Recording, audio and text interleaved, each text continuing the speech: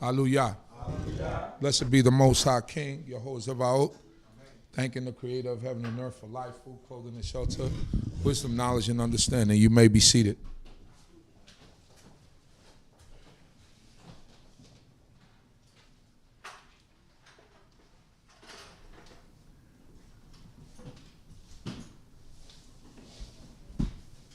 How y'all feel? Hallelujah. Giving glory to the Most High God once again. And as we do every year, we go over the portion of Esther. Now, this is a very interesting book because, like, in it of itself, like I say every year, this is the only book in the Tanakh where you don't find the name of the Most High God mentioned. There's no mention of the Creator's name in the book of Esther, but from what we see and what we read, we see that the Creator is in the midst of the whole history that we go over, and it's not a non-spiritual book. It's a book actually of history, but it's also a book that could be verified with outside history, that being the Medo-Persian history, as we will see that some of the characters that are going to be mentioned here are part of history as we see them in the past, or ancient history, as we will say. We're talking about a period of time in 500s to 400s BCE, in that period of time. And if we start, first we will have to start with, this is not on, let me turn this on.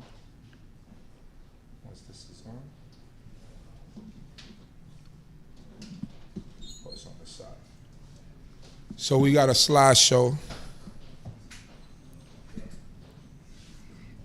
We're going to go over some of this history first before we actually get started with the... So if we go to the first slide, you got it, right? Okay. The first slide speaks about, it says 550 BCE, right? So we have to start out with how we get to Ahasuerus and who is Ahasuerus, right? Ahasuerus in history is known as Xerxes the First. Xerxes the First was about the fourth king of the, how you say that? The Achaemenid Empire. You know, we gotta go through this every year. But that was the empire. So if you could start reading from the top, my brother, so that we could get a little bit of a past history before we get to where we're at right now. The book of Esther, right? Titled "Saving the Southern Kingdom of Yehuda from Genocide" by Uzziel Lewi. By Uzziel Lewi. March 4, 2023. Yes, that's today's date. 550 BCE. Cyrus rules around 550 BCE. Cyrus II, later known as Cyrus the Great, comes to power as king of Ashan in western Persia. Under his control, the Persians is united. Under his control, all of Persia is united. He starts the Achaemenid dynasty. So what that means is a lot of times when you had these little states and provinces, there will be, like in ancient times, there'll be a lot of struggle to control. Like you see today in the East, you will see war chiefs or warlords, right? I'm a war chief over here. I'm a warlord over here. I kind of do things differently. But what Cyrus did is kind of brought everything together. The Medians were in power. He took over them, which is north of where Persia was at, which is Lydia.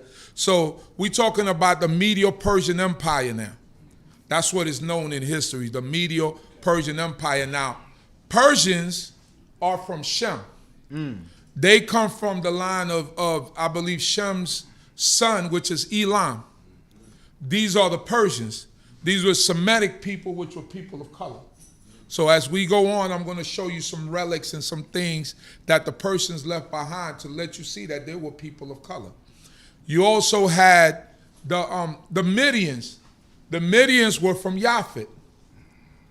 They were out of the line of Japhet. They was from Madai, which was a grandson of Japhet, I believe. So, you know, you got to know the history and what's going on in the past history and what's going on during this time so that when we get to Esther, we will be fully abreast of what's going on in the surrounding areas and what's going on in the history. Go to the next line. In 550 BCE, Cyrus is attacked. King Astyages of Media attacked Cyrus. During the fight, some of Astyages' men turn on their leader and Cyrus becomes the victor. He goes on to defeat the Medes and conquers Lydia. He conquers Lydia, like I just said. So he had to put down, because it was the Midians first and then it was the Persians. But then the Persians joined forces with the Median and they became the Medio-Persian Empire. Because as we go on, you will see that the hierarchy of the Persians and the Medians made up like the leaders of the army, the leaders of certain things that they would do that had to do with royalty. It was just Persian and Median royalty that were able to control certain aspects of the kingdom and the realm. Let us go. In 539 BCE, Cyrus captures Babylon. Cyrus continued his conquest, and soon even Babylon was under his control. So Babylon, so today, Persia is what we know as Iran, where the Ayatollah Khomeini and you got all those guys, so that's Iran. Babylon is Iraq. So if you know the history of Iran and Iraq, when Saddam Hussein was in power, there was always war. Right. Saddam used to have them kind of like underfoot. But this is a struggle that's been going on for centuries, for millennia. This has been going on back and forth, right? And then when you add Islam to it, it adds another layer, a few more layers to it. So this is a struggle that's been going on for centuries, for millennia, that Iran and Iraq been at constant conflict with each other. So what we know about Cyrus is that in Isaiah 45, the Most High God called Cyrus is what? Anointed. Is anointed. That Cyrus was supposed to deliver the children of Israel from under the captivity of Babylon. Because we was in exile in Babylon for 70 years, and Cyrus will come and deliver the children of Israel. That's the anointed one that the Most High God used to deliver the children of Israel from the captivity of Babylon. So Cyrus is knocking at the door. He's up in Iraq like this. I'm here. I'm at your door. I'm at your gates. Open the gates. Nowhere you can run. Nowhere you can hide. I'm here. So read on. In 536 BCE, the prophecy about Cyrus. 200 years before Babylon is conquered, the prophet Isaiah has written of a great ruler named Cyrus, who allows the children of Yisrael to rebuild their temple. Right, we went over that in Ezra, Nehemiah. We spoke about it in Ezra and Nehemiah, the rebuilding of the temple. Right, let us go. When the scroll is read to Cyrus, he commands that the captive Israelites of Babylon be allowed to return to rebuild their holy city. This is in history books. When he seen the prophecy that was left, this is why we say that our God is real, because history could verify what we're saying. Right. So once he read it, he said, send those people. He was in Babylon in 539 BCE. By 3 years later, he said, send them people back so that they could rebuild. But all the people didn't go back. It was just certain people went back. Some people stayed because they liked the lifestyle. So they stayed in Babylon. Some went to Persia. And this is the disbursement of the children of Israel that still remains out there, because today you still have quote-unquote Persian Jews, what they call Persian Jews. A lot of them were converts, but a lot of them were some people that remained from the tribe of Benjamin, from the tribe of Judah, and even some Levites that remained there. And, well, as we go on, we'll see. We go to the next slide. What's going on there? Oh, it already went to the next slide? Which one was the Cyrus slide? Yeah, that's it. All right, that's the next one. Cyrus the Great. Cyrus the Great. The first king of the Achaemenid Empire. That's just a picture. Yeah, that's a picture. So Cyrus the Great, this is 530 BCE, and a detail of a modern copy from a 6th century BCE bas relief at Pasargadae inscribed, I am Cyrus the king in Achaemenian. So he's the beginning of that actual dynasty, Cyrus the Great. He's the one that starts that dynasty, and it goes on for a few centuries or whatever.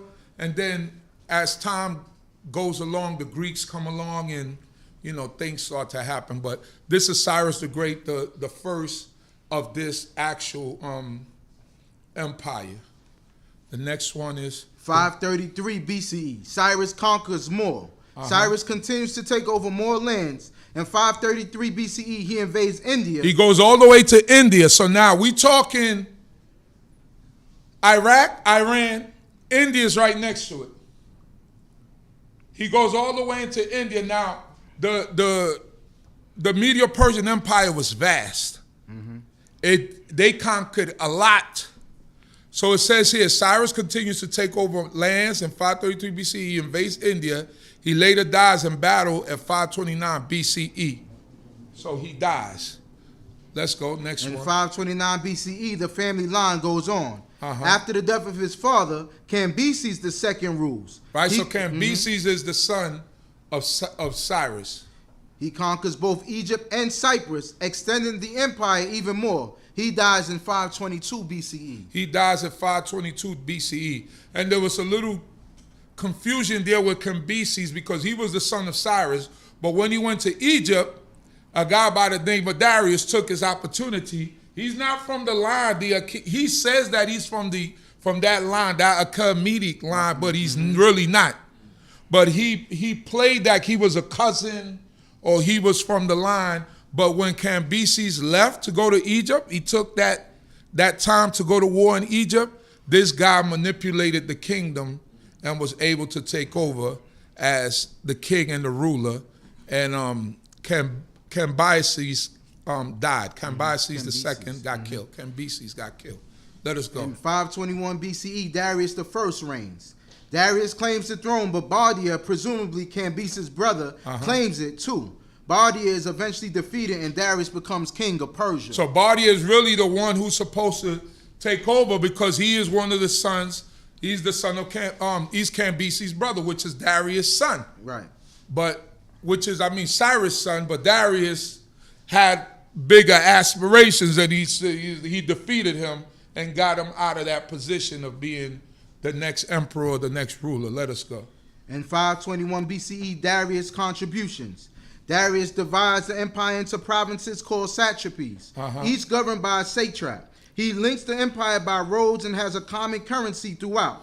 He also allows the southern kingdom of Yehuda to continue rebuilding their temple after disputes from neighboring areas are brought to his attention. So when Cyrus commanded us to go back, people started coming back and complaining about why they were allowing the children of Israel to rebuild. So the rebuild of the temple stopped for about 15 years.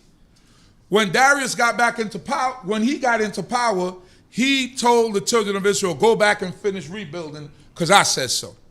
So it doesn't matter what anybody in the surrounding city say, I say to finish rebuilding. And about 518 or 516 BCE, the second temple was rebuilt.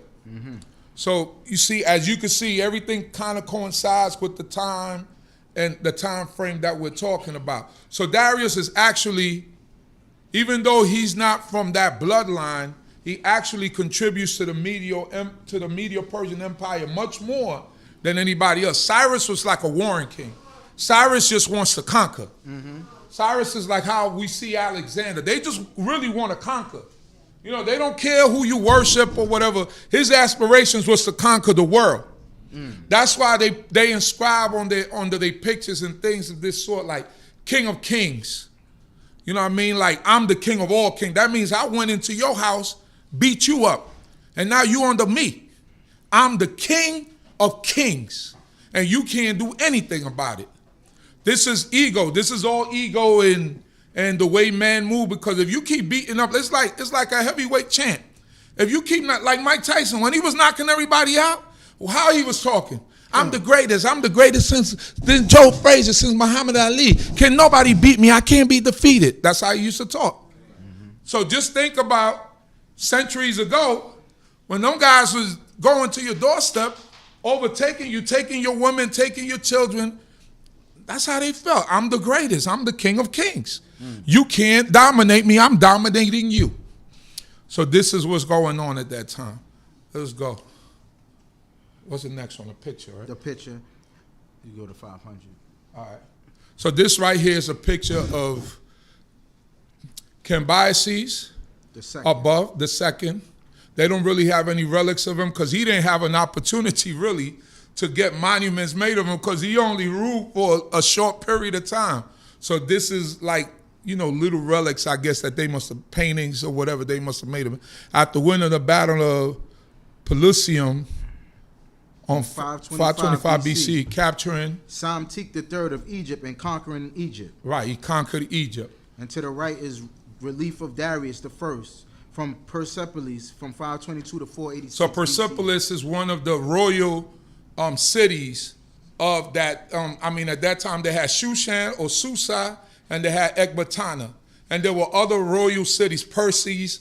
These were all royal cities that they had, where they had estates where the kings or the emperors would go to. So this is a relic that is in Persepolis, 522 through 486 BCE. That was his rule. Next one is what? 500 BCE. At around 500 BCE, the Persian Empire consisted of 8,500,000 kilometers and had a population estimated at about 50 million. 50 million people in the Persian Empire. Let's go. 499 BCE, Lydia rebels. Lydia rebels. Lydia joins Persia after being conquered by Cyrus in 546 BCE. But they rebel in 499 BCE. Darius puts down the rebellion. So the Medians, we want to be sovereign. We don't want to run around with y'all and call this a Media Persian Empire. We want our own thing. Darius said we won't be having any of that. Y'all too close to us, and y'all going to be under us. And this is what it's going to be. So he puts down the rebellion. Let us go. In 490 BCE, the Persian Wars. The Greeks and Persians battled for territory for several years. Sometimes the Persians win, sometimes the Greeks win.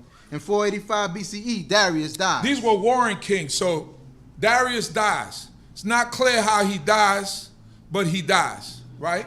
At 485 BCE. So now we get into where we get into the period of the history of Esther. We're going to get to that king now. Let's go.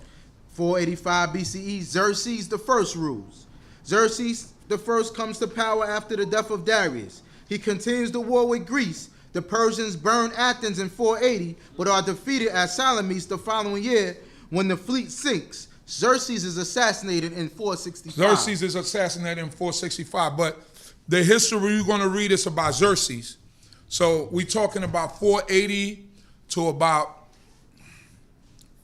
470 something. From 483 to about 480, 479. 465, he gets murdered. He gets assassinated, actually. So this is the history now that we're going to get to. Go to the next slide. It's the Darius Palace in Shushan? Yeah, Darius Palace in Shushan. So this is where this history is going to mostly take place in. These are and this is what I say, our history is verifiable. Of course, it's not standing anymore. Parts of it is standing, but you know, most of it is broken down.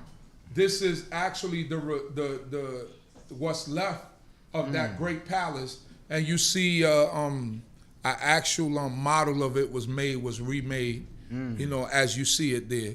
And these are some of the things that were inside there. As you can see, even their fictional things that they would put up on the wall, right? You see the man with the wings and the body of an animal, right? Obviously, you could see that they had colors. That's right. They understood the difference between colors. And I'm going to use what my brother Chief Abdiel used before. They knew the difference with white, black, brown, blue. So you could see clearly that the body, the animal part of the body is white, right? What color is the face? That's right. They didn't depict themselves as pale people, as you see the people that dwell in those lands now. A lot of that came from invasions from the north and bleaching out the people. But in Persia today, you still have the presence of people of color. People always say, why do we always go into the color thing? Because it's important to go into the color thing because Western society has whitewashed history and has made everyone of any stature or any greatness look pale. Right. So, like I said, this is not racist. This is just stating out the facts, and little nuggets like this are left so that people will understand and know that the ancient world was not a pale world. The people who dominated in the ancient world were not people that were pale. That didn't begin to happen until the Greeks started coming into power. And they were still an olive complexion people. They weren't completely pale. So when we make presentations like this, it's for people to know that we just want to show you the true history of what happened in the world, and that people, when they want to whitewash things, you actually have pictures and photos that you could show to show people other than. Now, what does the inscription say at the bottom? Susa was an ancient city of the Elamite, Persia and Parthian. The Elamites were Shemitic people, like the children of Israel. Let's go. Persian and Parthian empires of Iran, located about 150 miles east of the Tigris River in Kazakhstan, province of Iran. A city on the Karkay River, 150 miles north of the head of the Persian Gulf. One of three capitals of the Persian Empire maintained by Darius the Great. Darius the Great. The city, the royal winter residence, as Ecbatana was the summer one, was the scene of biblical events. Yeah, so the winter residence was Shushan, which is when it's like when you have a winter residence, let's say, all right, New York City, we live here, like we here, it's in it's winter time. So your winter residence is going to be South Florida. But why is your winter residence going to be South Florida? Because it's warm. So these kings had the same idea. Ecbatana was north, Susa was south. So north it was colder, south it was warmer. So whenever winter came, they went south to be in their winter estate. And this is where most of this history takes place, in Shushan or Susa. Shushan is the way that we pronounce it as Hebrews. Susa is the way that the the Persians pronounced it. All right, so right here is the map of the actual kingdom, as you can see. It's a lot of little provinces and stuff. Let me get this microphone. People online can hear. So we see a lot of little, but they didn't conquer Russia or China, but they came I got another map that will show it a little bit clearer. So let's go to the book of Esther, chapter 1. We're in the book of Esther, chapter 1, verse 1. Hallelujah. Hallelujah. So was that history clear? Did y'all understand it? All right. I hope I didn't lose anyone. Let's go. Now it came to pass in the days of Ahasuerus. This is Ahasuerus who reigned from India even unto Ethiopia, over 120 provinces. 127 provinces. So now he ruled from India all the way to Ethiopia. So I gave you the measurements. I gave you all of those things, right? India to Ethiopia, it's a very long distance. Even if you look at the map right there and you find India, you'll find Ethiopia. Ethiopia is all the way. All right, let me see if I could. All right, so the major languages spoken by the people that were under the Persian rule at that time were Persian, Aramaic, Akkadian, Median, Greek, Elamite, and Sumerian. So now we go to the next. So now the Achaemenid Persian Empire, 500 BCE. This gives us a clearer vision of what we're looking at. So if we look over here, you see Cush. You see Cush? Cush is Ethiopia. Cush is Ethiopia. And now India is all the way over here. So this was the vastness of the empire, where you see up here in green, all the way up here in green, all the way extended all the way over here, all the way to Greece. They was at the doorstep of Greece also. Lydia, what you see all the way up Macedonia, they conquered all of this. The Nabateans, which is Arabia, which we know today as Saudi Arabia, the Arameans, Babylonia, Assyria, even Israel, Egypt, like I said, Cush. So all these lands, Media, Persis, that's where they come from, the Persians, and this is the Persian Gulf, right? And they got all the way to India, and that's what they rule. It was a large empire. Mm-hmm.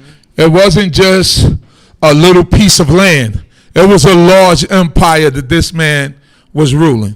Very large empire. Let us go. That in those days when the king Ahasuerus sat on the throne of his kingdom, which was in Shushan the castle, in the 3rd year of his reign, he made a feast unto all his princes and his servants.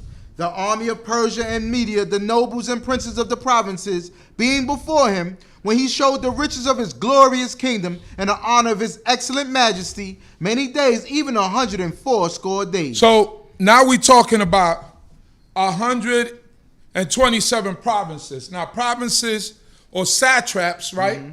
Which the satrap piece was like, in the provinces he will have a governor. Basically, a governor that came back and reported to Persia and Shushan. So all these places that I just showed to you, right, he had people in all those places, major cities, in order that when he called them back, he will understand what's going on in these areas. He will understand what's the temperature in each one of these areas. So that was important. Darius set that up so that he would have full control of everything that was around him and surrounding him. Mm-hmm. It was very important for him to set that up. So therefore, this is where the provinces and the satrapies come into play. He throws a party for 180 days. Unheard of. You don't hear about that today. That's a half a year. Right. A half a year drinking, feeling nice. But it was important that if you understand history, the half a year party was a party, but it was also to take care of some business. And the business was that the Greeks are starting to kick dust. Because when you're oppressing people, after a while, they want their sovereignty. If you know anything about, well, I could talk about this, Panama, because I was born there. There was a lot of little things that happened before the Panamanians or the people in Panama got the canal back, right? It was, some people died. It was some revolutions happened, right? Because the agreement was that the U.S. was supposed to come, build the canal, and it was supposed to last for like 100 years. But in the meanwhile, while the canal is built, you're supposed to fly 2 flags simultaneously, the American flag and the Panamanian flag. Needless to say, the U.S. after a while said, we ain't flying no Panamanian flag. This is American territory. So the people from Panama was like, hey, y'all are breaking the treaty.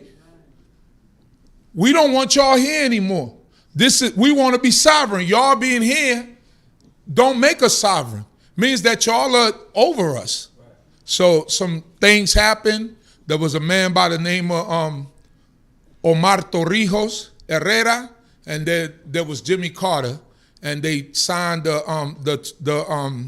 Torrijos and the Carter Treaty that, in the year 2000, that the U.S. will relinquish the actual canal to the Panamanian people fully so that they could operate it and do all types of things with it and gain the money from it and all of that stuff. Right. So people don't like to be oppressed.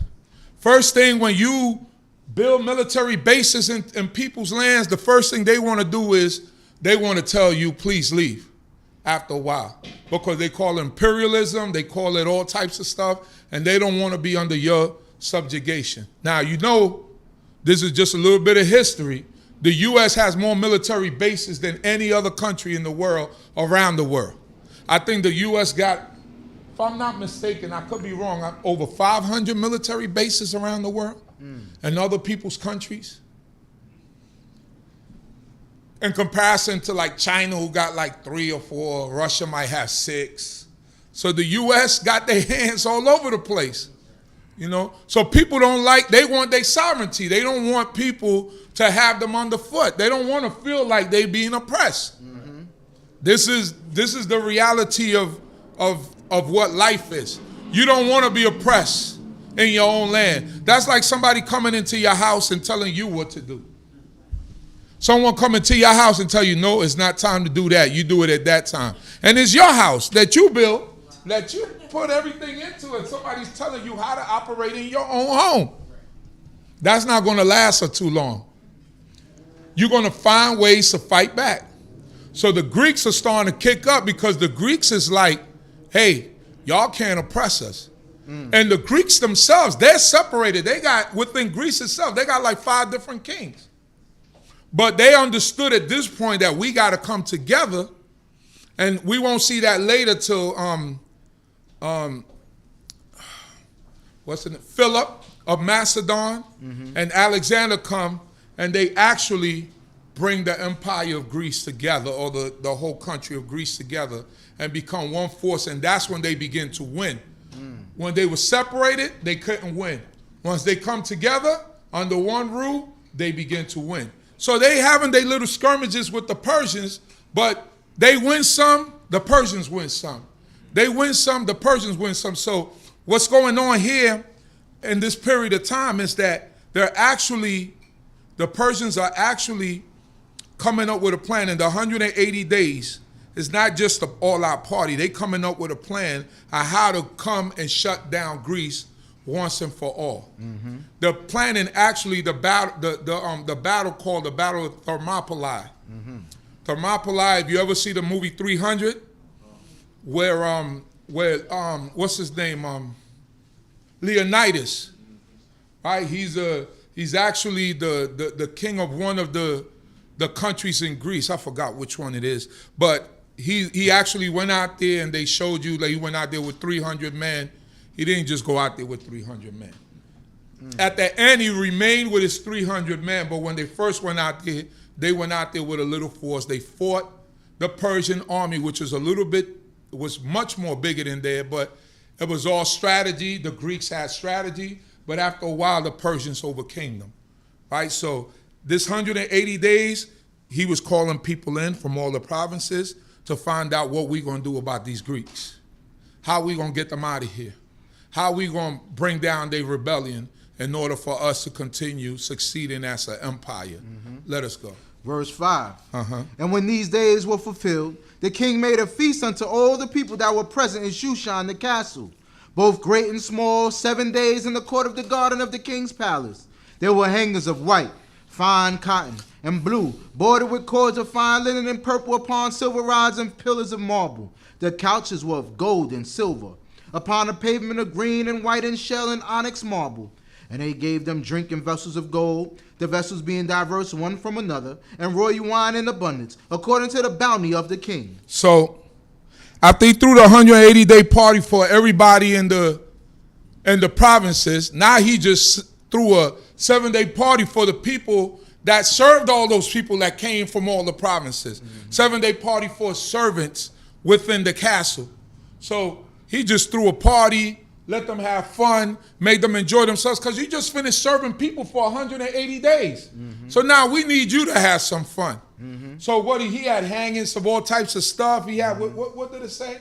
And they gave him, and he had hangings of white, fine cotton, and blue, bordered with cords of fine linen and purple, upon silver rods and pillars of marble. The couches were of gold and silver, upon a pavement of green and white and shell and onyx marble. You ever seen marble? Mm-hmm. Marble is beautiful. Mm-hmm. So he let them have the best of what the kingdom had to offer. Say, y'all going to enjoy this with me in here. The common people, you're going to enjoy this with me in here. Let us go. And the drinking was according to the law.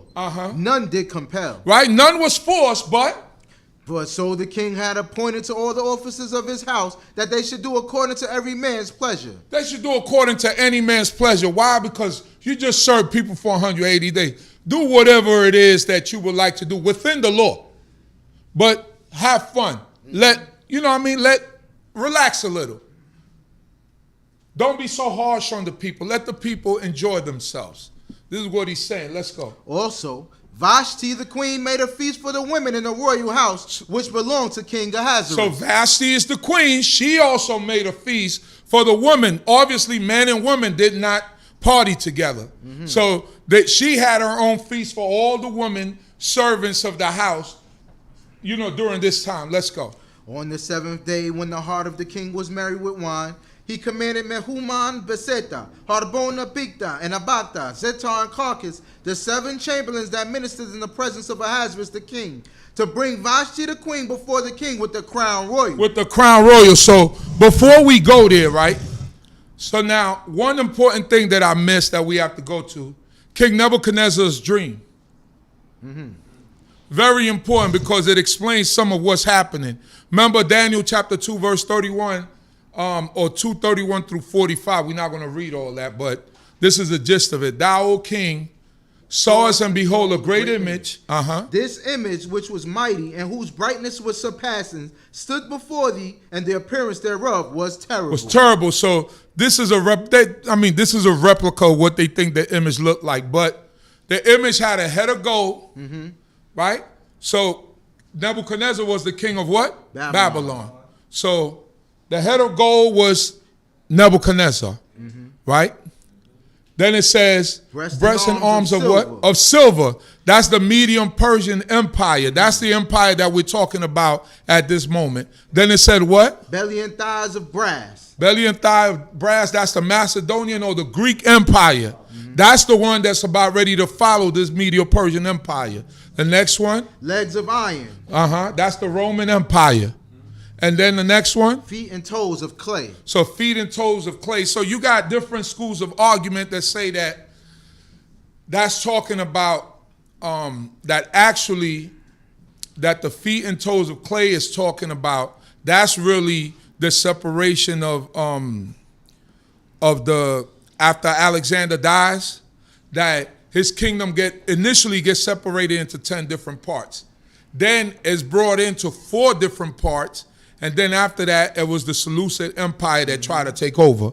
And then they said that was that conspicuous horn that tried to take over. For most scholars say that the legs of iron is the Roman Empire and the 10 toes is the European kingdom that come afterwards.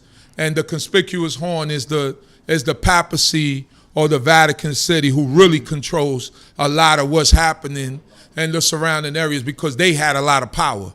You know what I mean? They still have a lot of power. In fact, Vatican City is a country and a nation on its own that sits within a nation.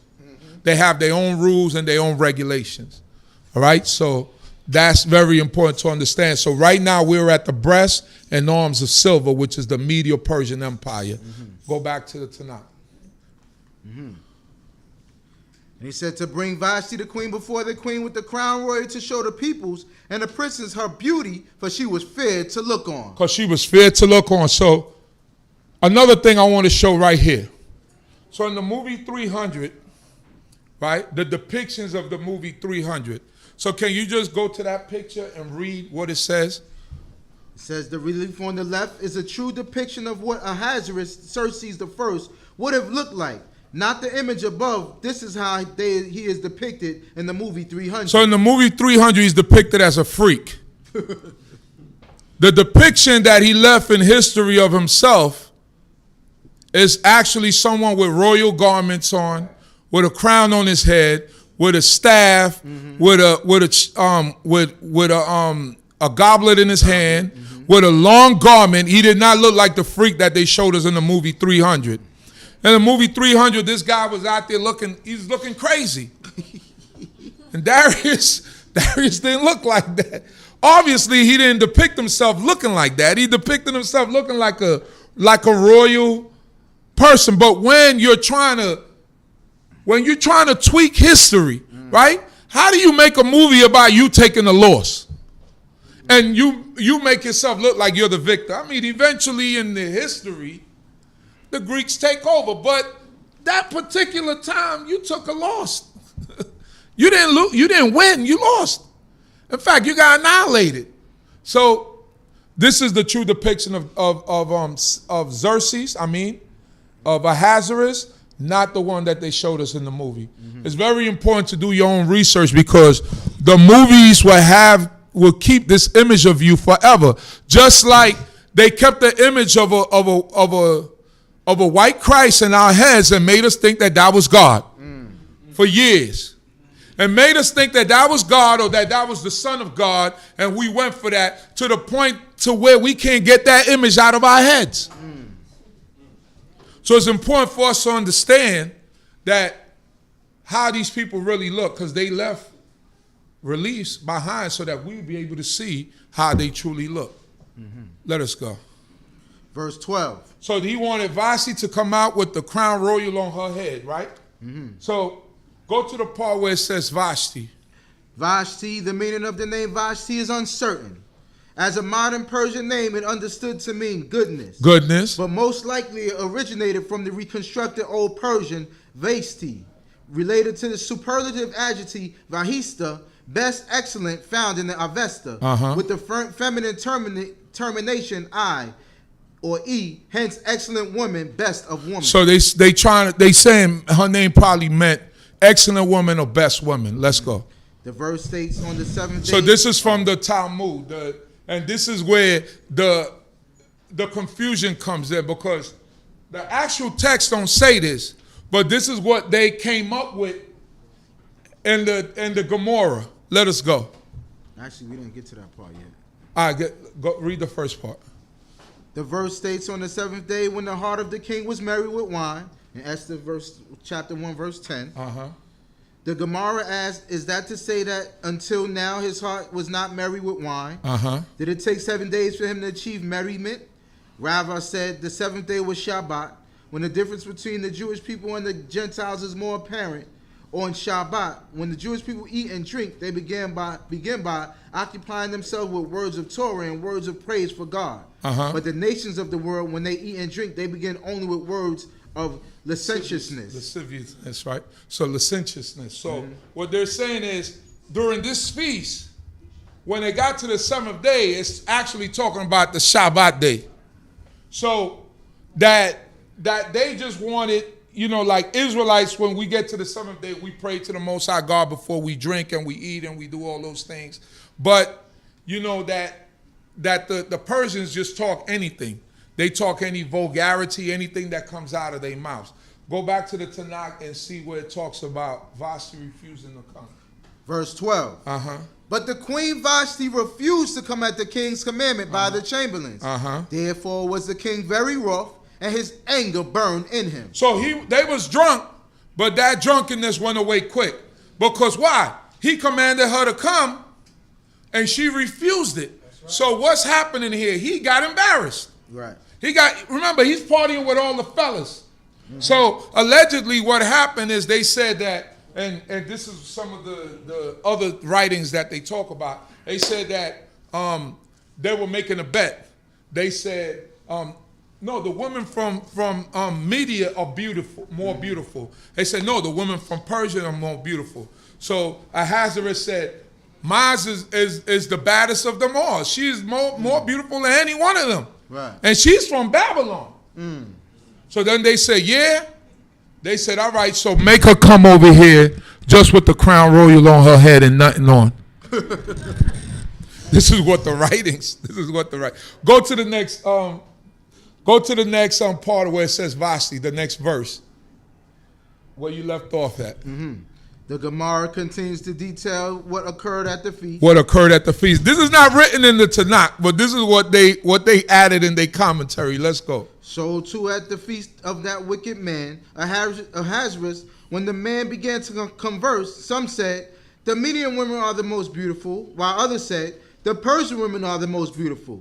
Ahasuerus said to them, the vessel that I use, my wife, is neither Median nor Persian, but rather Chaldean. Chaldean is Babylonian. Let's go. Do you wish to see her?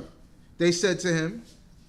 Yes, provided that she be naked, for we wish to see her without any additional adornment. Who gets that from reading the text? Did you get that from reading Esther? It just said, tell her to come with the crown royal on her head. Right. He didn't say, tell her to come naked with nothing on. But this is the kind of stuff they come up with in the commentary. Right. And people actually believe this stuff. But we know that we go by the Tanakh and the Torah, right? But this is the stuff, but it's fodder. It's stuff that make you think and make you laugh sometimes. Go to the next verse. The Gemara comments, Vashti was punished in this humiliating way, for it is with the measure that a man measures to others that he himself is measured. In other words, God punishes individuals in line with their transgressions, measure for measure.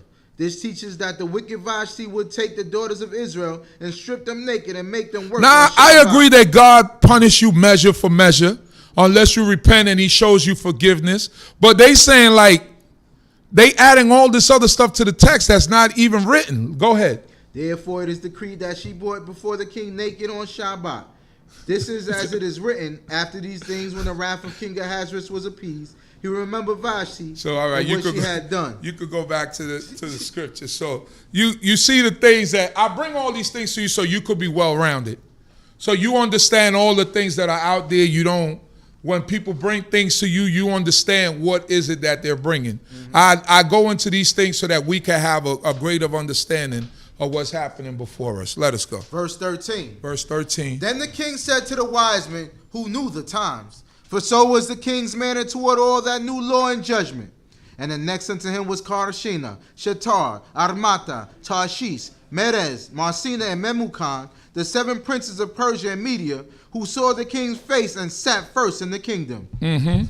What shall we do unto the queen Vashti? They said automatically, what shall we do to Vashti? Because this is not looking good. Right. You're the king. You called her and she did not come.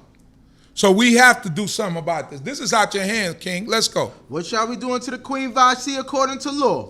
For as much as she have not done the bidding of the king Ahasuerus by the chamberlains.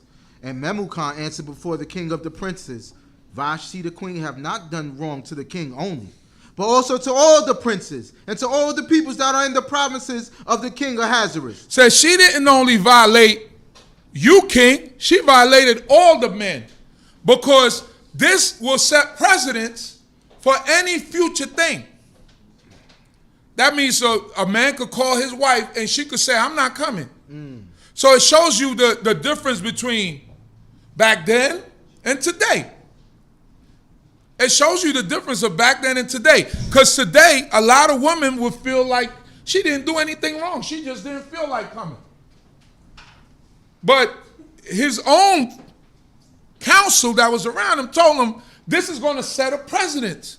She didn't only disrespect you, she disrespected us. Because in any case, their wives was going to look and said, Vashti didn't even listen to Ahasuerus. So why should I listen to you? He's the king. Right. Who is you? You the keeper of the dung gate. You wash the dishes. You're not the king. Vashti said no to the king. So that's why his counsel is saying, this is not only looking bad for you, it's looking bad for all of us. Right. And we can't have this in the kingdom. Let us go. For this deed of the queen will come abroad unto all women, to make their husbands contemptible in their eyes, when it will be said, the king Ahasuerus commanded Vashti the queen to be brought in before him, but she came not. And this day will the princesses of Persia and Media, who have heard of the deed of the queen, say like unto all the king's princes.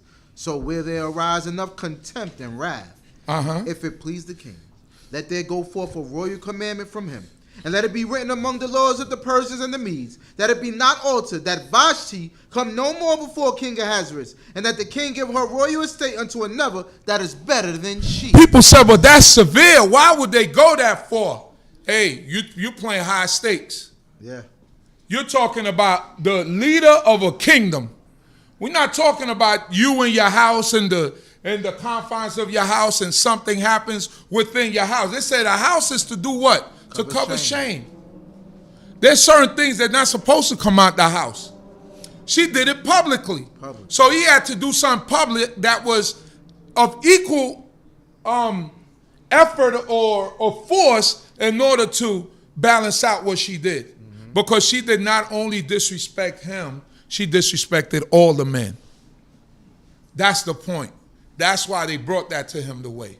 So it shows us that within our homes, we have to understand what is the pecking order.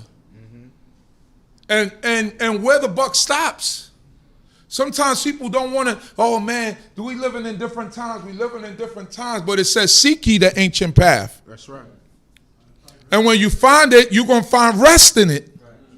Right? Because the man always has to answer to God. Now, yes, you might be a woman that have it together, that understand that you might be brighter than your husband.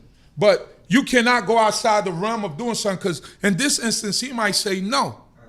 And because you're so used to bucking, right, that you easily disrespect. And this is what they were looking at. They said, nah, this cannot happen, because this is going to affect all of us. Let us go. Verse 20. And when the king's decree which he shall make shall be published throughout all his kingdom, great though it be, all the wives will give to their husbands honor, both to great and small. Wives will give honor to their husbands, great and small, from the keeper of the dung gate to the washer of the dishes. Everybody gonna get honor.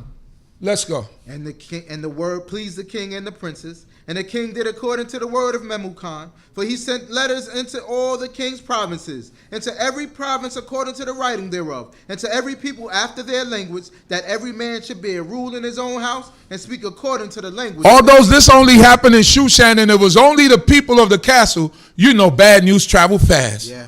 Well, you know that got out quick. They never talk about the good stuff. They talk about the bad stuff. So, good little child, let me tell you something. Let me tell you what happened. Huh?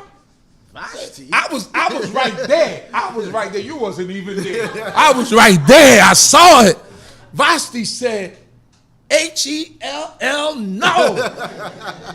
That's right, girl. That's what she said. Huh? I'm not coming nowhere. I was in the house with the women. She said, I ain't going nowhere. Boy, if you would have let that just go back, man, he would have been done. Would have been a rebellion.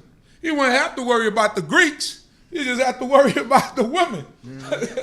He said, man, she told him, you weren't nowhere. You ain't hear nothing. So they say, you know what? Send a letter in all them languages, Elamite, Greek, Akkadian, and all them languages that they were speaking, Persian. Send it out to all the provinces that the man is going to rule his own house. Every man is a king of his castle. You don't disrespect a man in his house. You don't, man, woman, children, you don't disrespect a man in his house. That's why in the law it tells you, they said, if a man if you got the pledge, you're coming to get the pledge from the man, you don't come into his house. Right. Because you're belittling him in front of his house and his family. You wait. And let him bring it out. Let him bring it out. Because that's minimizing him. Because you coming into his house, you know he don't have it, because he's giving you the pledge because he needs money from you. So therefore, that exchange can't happen in the house. You got to go outside. That's a business that has to be taken care of outside the house. Because he's giving something that maybe his family needs in order to get some kesef, in order to do something for the house. Right. So you can't belittle him. And then it says, if you have a pledge that's raiment or anything, it says return it back to him before what? Before sun go down. That's God, man. That's the way the Most High God set it up. Let us go. Chapter 2. After these things, when the wrath of King Ahasuerus was assuaged, he remembered Vashti and what she had done and what was decreed against her. Then said the king's servants that ministered unto him, let there be sought for the king young virgins fair to look on. He got soft. He said, Vashti, how I love thee, Vashti. Where you at, Vashti? Yeah, because Vashti was a wife.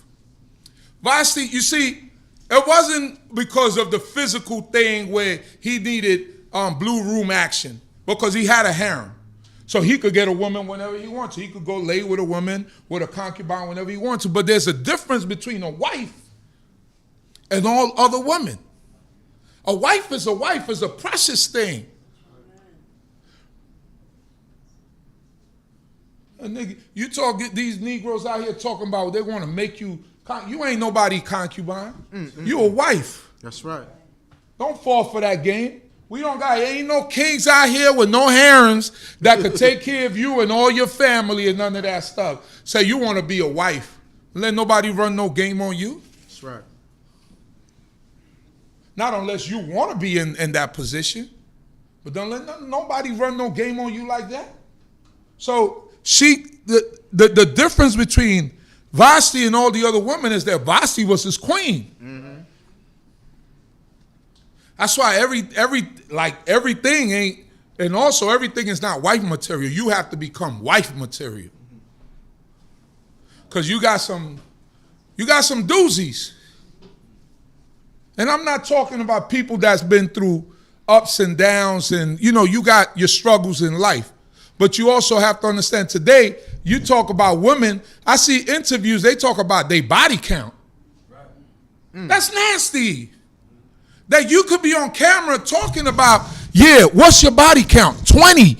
20 men have entered you? 11 men have entered you?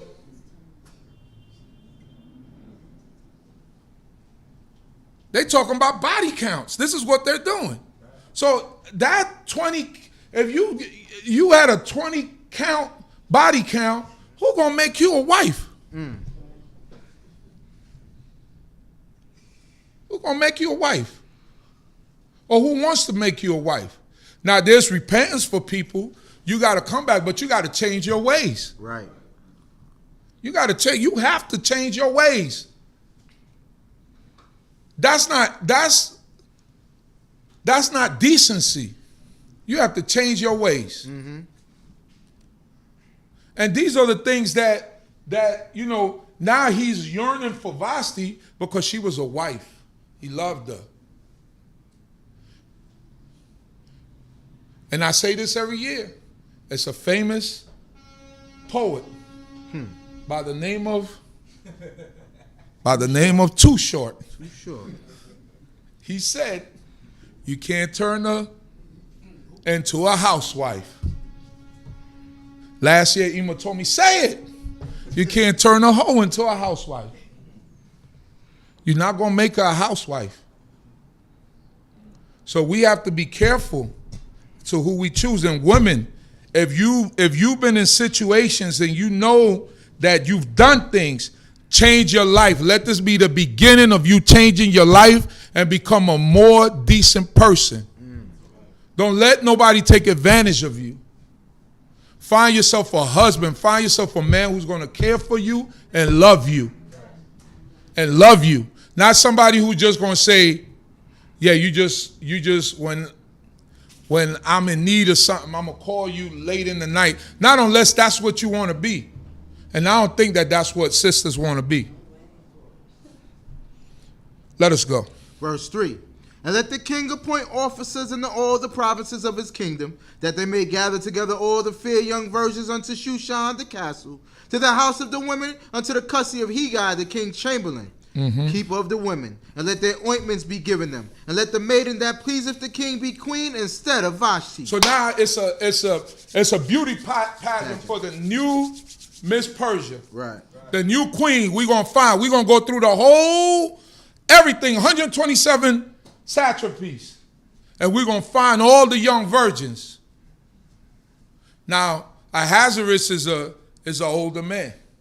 He's maybe in his 40s at this time. What type of girls you think they brought to him? You think they brought a 40-year-old virgin woman to him? No, sir. Young teen. Virgins are young. Virgins are not maidens. And those times, you marry your daughters off early. Live in different times, I understand.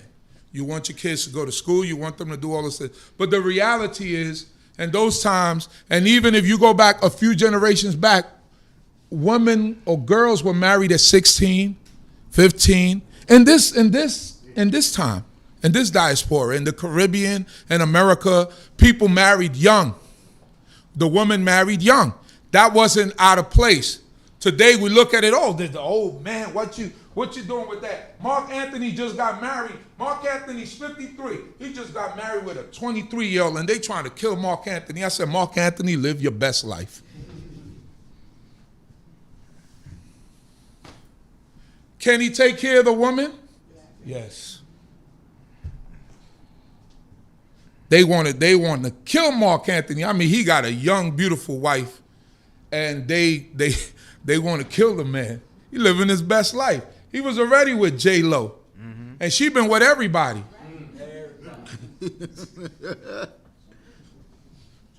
Twice. I knew it was coming. She double dipping now. So he said, I'm going to try something new. I'm going to try something new, young, and she's of age. Body count low. He was waiting to say that one too, bro. Let's go. And the thing pleased the king, and he did so. Verse 5. And there was a certain Hebrew in Shushan the castle, whose name was Mordecai, the son of Yair, the son of Shimei, the son of Kish, a Benjamite, who had been carried away from Jerusalem with the captives that had been carried away with Jeconiah, king of Yehuda, whom Nebuchadnezzar, the king of Babylon, had carried away. Right. And he brought up Hadassah, that is Esther, Mordecai, his uncle's daughter. His uncle's daughter, but which she had makes her neither his cousin. father nor mother, and the maiden was a beautiful. She became an orphan.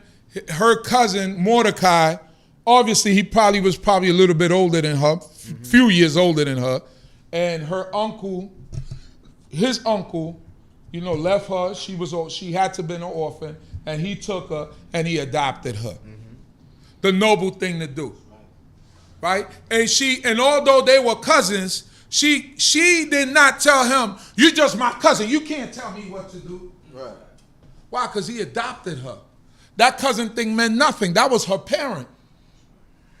Sometimes you get into situations, right? You get into relationships with women that might have children. The worst thing you could do as a child, if a man came in and took the place of your father and did a job to raise you up, took you from when you were small, he didn't have to take on that responsibility. You were a little snotty nose. You didn't even know, you didn't know your right foot from your left foot. He taught you some coordination. He took you out on the court. He taught you how to shoot a jump shot. He went to the emergency room with you. He did, when you broke your leg, he was there. He nurtured you. He cared for you like you was his own seed. And then you get 16, 17. And the famous words you tell him, "You ain't my dad. You ain't my father." You wicked and you wrong. That's a fact. Because what happens is the minute you say that to someone, or even a mother, somebody who you might have been a child, that you didn't have your mother with you. Your father was raising you up the best he could. Young girl, your father didn't know how to braid and all that. He got with this lady.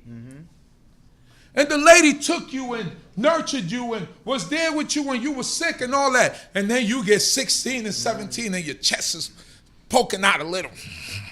Your butt is sticking out a little. And first thing you say, "You not my mother."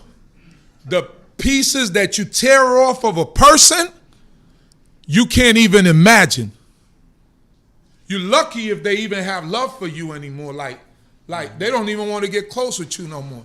So be careful what you say out your mouth, because those things hurt. Don't be so quick to tell someone, "You're not my father," and that man raised you. Don't be so quick to tell a woman, "You're not my mother," and she raised you. That's right. That's ungodly. That's ungodly. So Hadassah couldn't do that. Esther couldn't do that. Just say, you just my cousin. You can't tell me what to do. Yes, he can. Because he raised you. Let us go. And the maiden was of beautiful form and fair to look on. And when her father and mother were dead, Mordecai took her for his own daughter. Verse 8. He took her for his own daughter. I mean, he adopted her. That cousin thing went out the window. Let's go. So it came to pass when the king's commandment and his decree was published, and when many maidens were gathered together unto Shushan the castle, to the custody of Hegai, that Esther was taken into the king's house, to the custody of Hegai, keeper of the women. And the maiden pleased him, and she obtained kindness of him. And he speedily gave her her ointments with her portions, and the 7 maidens who were meet to be given her out of the king's house. And he advanced her and her maidens to the best place in the house of the women. Best place in the house of the women. Let's go. Esther had not made known her people nor her kindred, for Mordecai had charged her that she should not tell it. Mordecai told her, when you get in there, Don't let them know who you are. That's right. Taking instruction and advice. Even sometimes you leave your house, your parents give you instruction. You got to listen and you have to follow. Mm-hmm. If it's not to your detriment or it's against the laws of the Creator, right? Let us go. And Mordecai walked every day before the court of the women's house to know how Esther did and what would become of her. Yeah, because this is a contest. You ever see those beauty pageants? Them girls get up there. Mm-hmm. Now, Miss Philippines, what are you gonna do if you had to save the world? Well, I would stop the emission of gasoline and the use of gasoline, and I would go strictly solar and battery operated vehicles. You'd be like, well, how Miss Philippine talk perfect English? When you look past that she's in a bathing suit or something like that, you'd be like, how she speak perfect English? Man be looking at those contests and they don't even notice, like, how she speaks such perfect English? How Miss China speak English so perfectly? Mm-hmm. Your mind be somewhere else. So these women had to come with their best. It was a contest. And they were set aside for 12 months. Mm-hmm. He wasn't in no rush to jump in the meat tie with them. Them girls is coming off the field. They got callus in their hands. They got bunions. They got rough skin, dead skin. They're going to sit and marinate in some oils. Mm-hmm. They're going to smell good so that stuff could come out their pores. Mm-hmm. He's not rushing. He got women. But he's looking for what? His next queen, a wife. So all these women are doing their best. Some women want the extra piece on top of their head. Some women want the extra tail on their dresses. They want, they're trying to make that impression. Mm-hmm. But Esther just got whatever was given to her. She didn't want anything extra. Let's go. Now when the turn of every maiden was come to go into King Ahasuerus, after that it had been done to her according to the law for the women, 12 months. For so were the days of their anointing accomplished to it. 6 months with oil of myrrh, and 6 months with sweet odors, and with other ointments of the women. When then the king came unto the king, whatsoever she desired was given her to go with her out of the house of the women unto the king's house. In the evening she went, and on the morrow she returned unto the second house of the women, to the custody of Shaashgaz the king's chamberlain, who kept the concubines. She came in unto the king no more, except the king had delighted in her. So it says, in the evening she went into who? The king, right? Mm-hmm. So when all these women, they went into the king. If he slept with them, he didn't, we don't know. But they went into him. And then the morrow is not the next day, but it's the what? The morning. Mm-hmm. The morning. In the morning, they leave out and they go to the house of the women, because they don't go back to their houses after that. Who else, if the king slept with her, who else in the kingdom going to sleep with her? Right. Nobody. You can't say that, yeah, I've been with King Ahasuerus' woman. Right. That's the power of a king. But that's why God told us not to multiply. He told the kings of Israel, he told them what? Don't multiply wives, because now it's playing on your ego. Kings of Israel are not supposed to have harems, but we didn't listen to that very well, because you got King David. King David had about 10 women. Then his son Solomon went above and beyond the call of duty. Then the sons after that also did the same thing. So that wasn't a law that they listened to very well. You know what I'm saying? God did not want the kings to have harems, because you got to take care of the affairs of the nation. Mm-hmm. And you have to listen to me also. You have to concentrate on writing out of the book of the law every day. You have to take care of the things you're supposed to take care of. So let's go. And she came in unto the king no more, except the king delighted in her, and she was called by name. You see, unless the king delighted in her, that means they didn't go back home. They went into a harem of women, and that's where they stayed until the king said, I want so-and-so from up there, and I want the girl from India to come in tonight. Mm-hmm. Let's go. Now when the turn of Esther, the daughter of Abigail, the uncle of Mordecai, who had taken her for his daughter, was come to go in unto the king, she required nothing. But she wanted nothing. Our woman got natural beauty. She required nothing. Right. They said that she was shapely. Mm-hmm. They said, that's what the book said. It said that she was good of goodly form. Right. Mm-hmm. Read on. Go ahead. was coming to go into the king, she required nothing but what he got the king's chamberlain, the keeper of the women, appointed. And Esther obtained favor in the sight of all them that looked upon her. Yeah, because when she went in there, her godliness and her righteousness was what came out. That's how it is with us when we are in our right state of mind. We go anywhere, our godliness comes out, shines forth first. If you are godly. So when she went in there, she was shining bright like a diamond, like Rihanna said.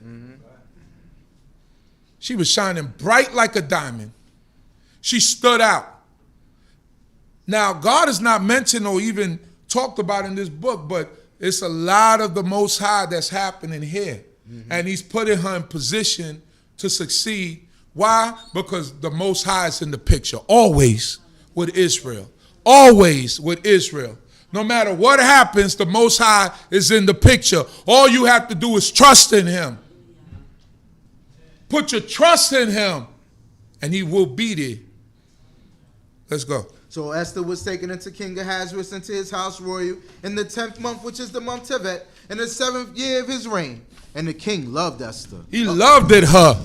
He loved it, Esther. Let's go. Above all the women. Above all the women. And she obtained grace and favor in his sight more than all the virgins, so that he set the royal crown upon her head and made her queen instead of Vashti. Esther's the new queen of Persia. Let's go. Then the king made a great feast unto all his princes and his servants, even Esther. He happy now. He ain't thinking about Vashti anymore. Oh, and guess what? Nobody could take Vashti either. She just shut out somewhere in exile, but nobody could grab her, and she can't remarry. She was just the crown was just taken off her head. She's still his woman. His woman. Let's go. And he made a release to the provinces and gave gifts according to the bounty of the king. He's happy once again. Let's go. And when the virgins were gathered together the second time, and Mordecai sat in the king's gate, Esther had not yet made known her kindred nor her people. Why? Because Mordecai told her, don't let them know. Let's go. As Mordecai had charged her. For Esther did the commandment of Mordecai like as when she was brought up with him. In those days, while Mordecai sat in the king's gate, two of the king's chamberlains, Bigtan and Teresh, of those that kept the door, were wroth and sought to lay hands on the king Ahasuerus. And the thing became known to Mordecai, who told it unto Esther the queen. And Esther told the king thereof in Mordecai's name. And when inquisition was made of the matter, and it was found to be so, they were both hanged on a tree, and it was written in the book of the Chronicles before the king. So Mordecai had heard that these guys was trying to kill the king. So Mordecai, being that Esther is his daughter, his cousin / daughter, he told Esther, listen, these guys trying to kill the king. They did inquisition, an inquiry, and they said, yeah, you was trying to kill the king. So both of those guys were hung. And it was written in the annals of the book of the kings for record. So let's keep this in mind, because this is going to be a main part of the history when we get to further along in the story. Chapter 3. Chapter 3. Hallelujah. Hallelujah. After these things did King Ahasuerus promote Haman, the son of Hammedatha the Agagite, and advance him. And he set his seat above all the princes that were with him. So some historian says that this Haman, that Agagite, that he was from the seed of Amalek. That's what some historians say. I know I get flack from Rabbi Chief Benjamin, but I have to put it out there so that you will be well-rounded. I'm not saying that this guy is an Amalekite or he's from that seed of Agag, right?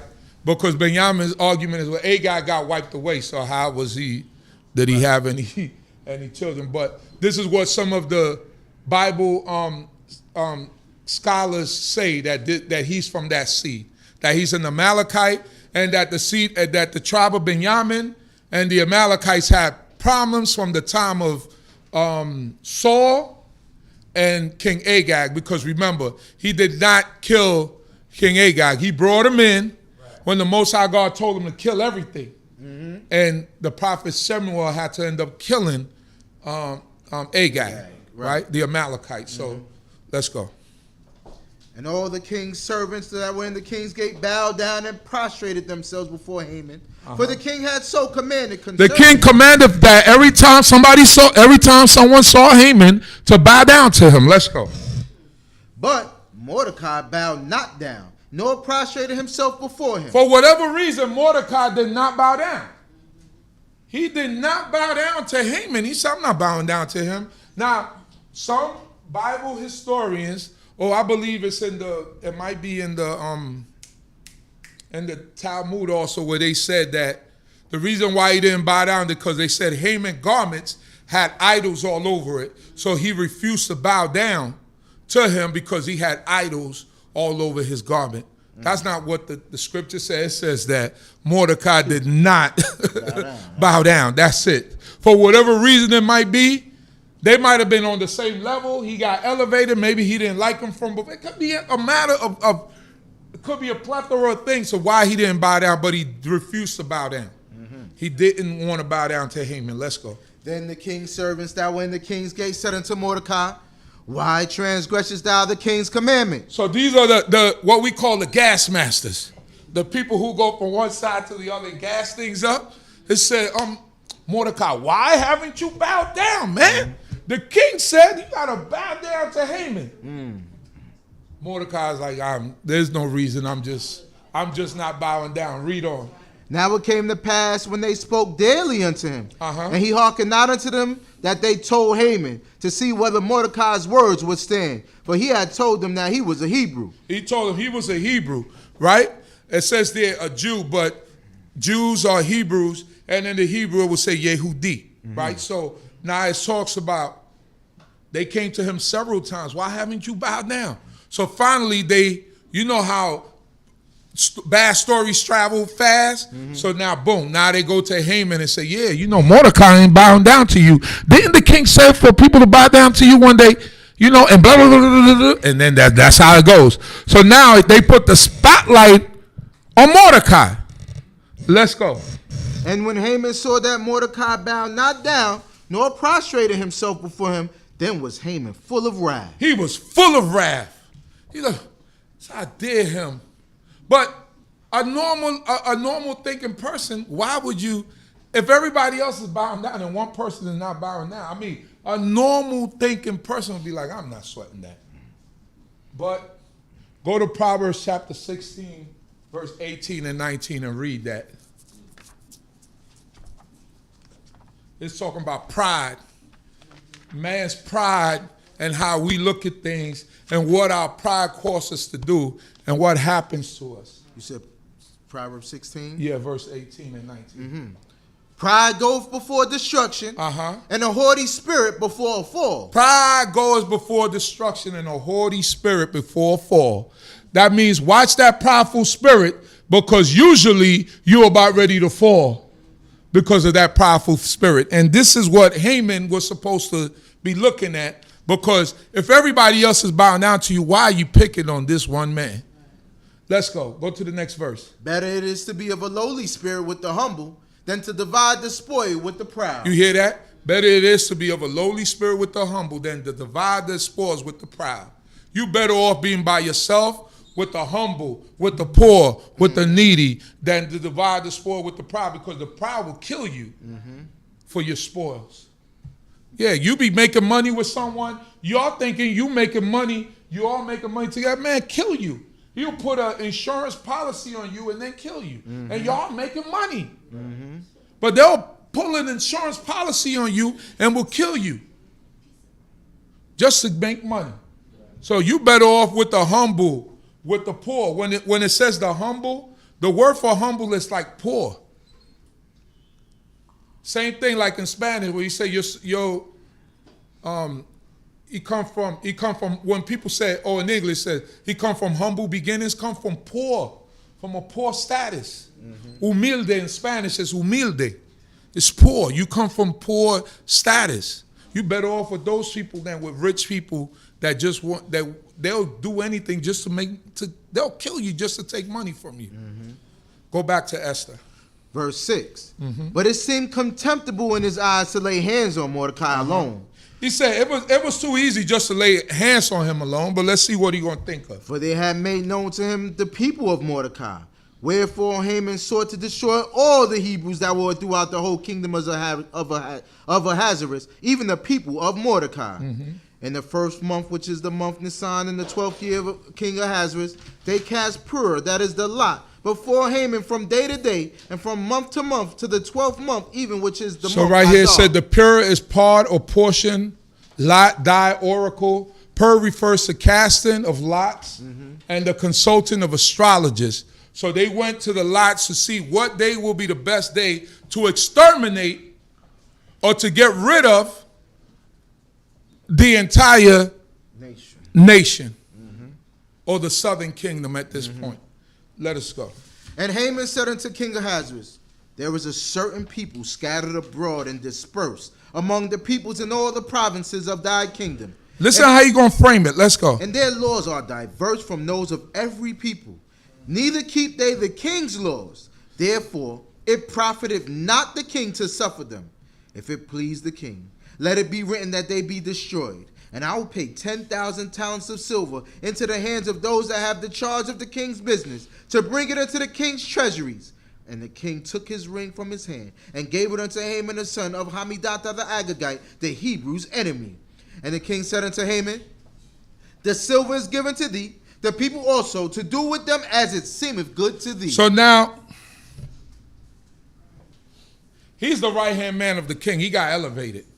So you being my right-hand man, I'm going to trust everything that you say. Right. Because we obviously see things eye to eye. So you think just like how I think.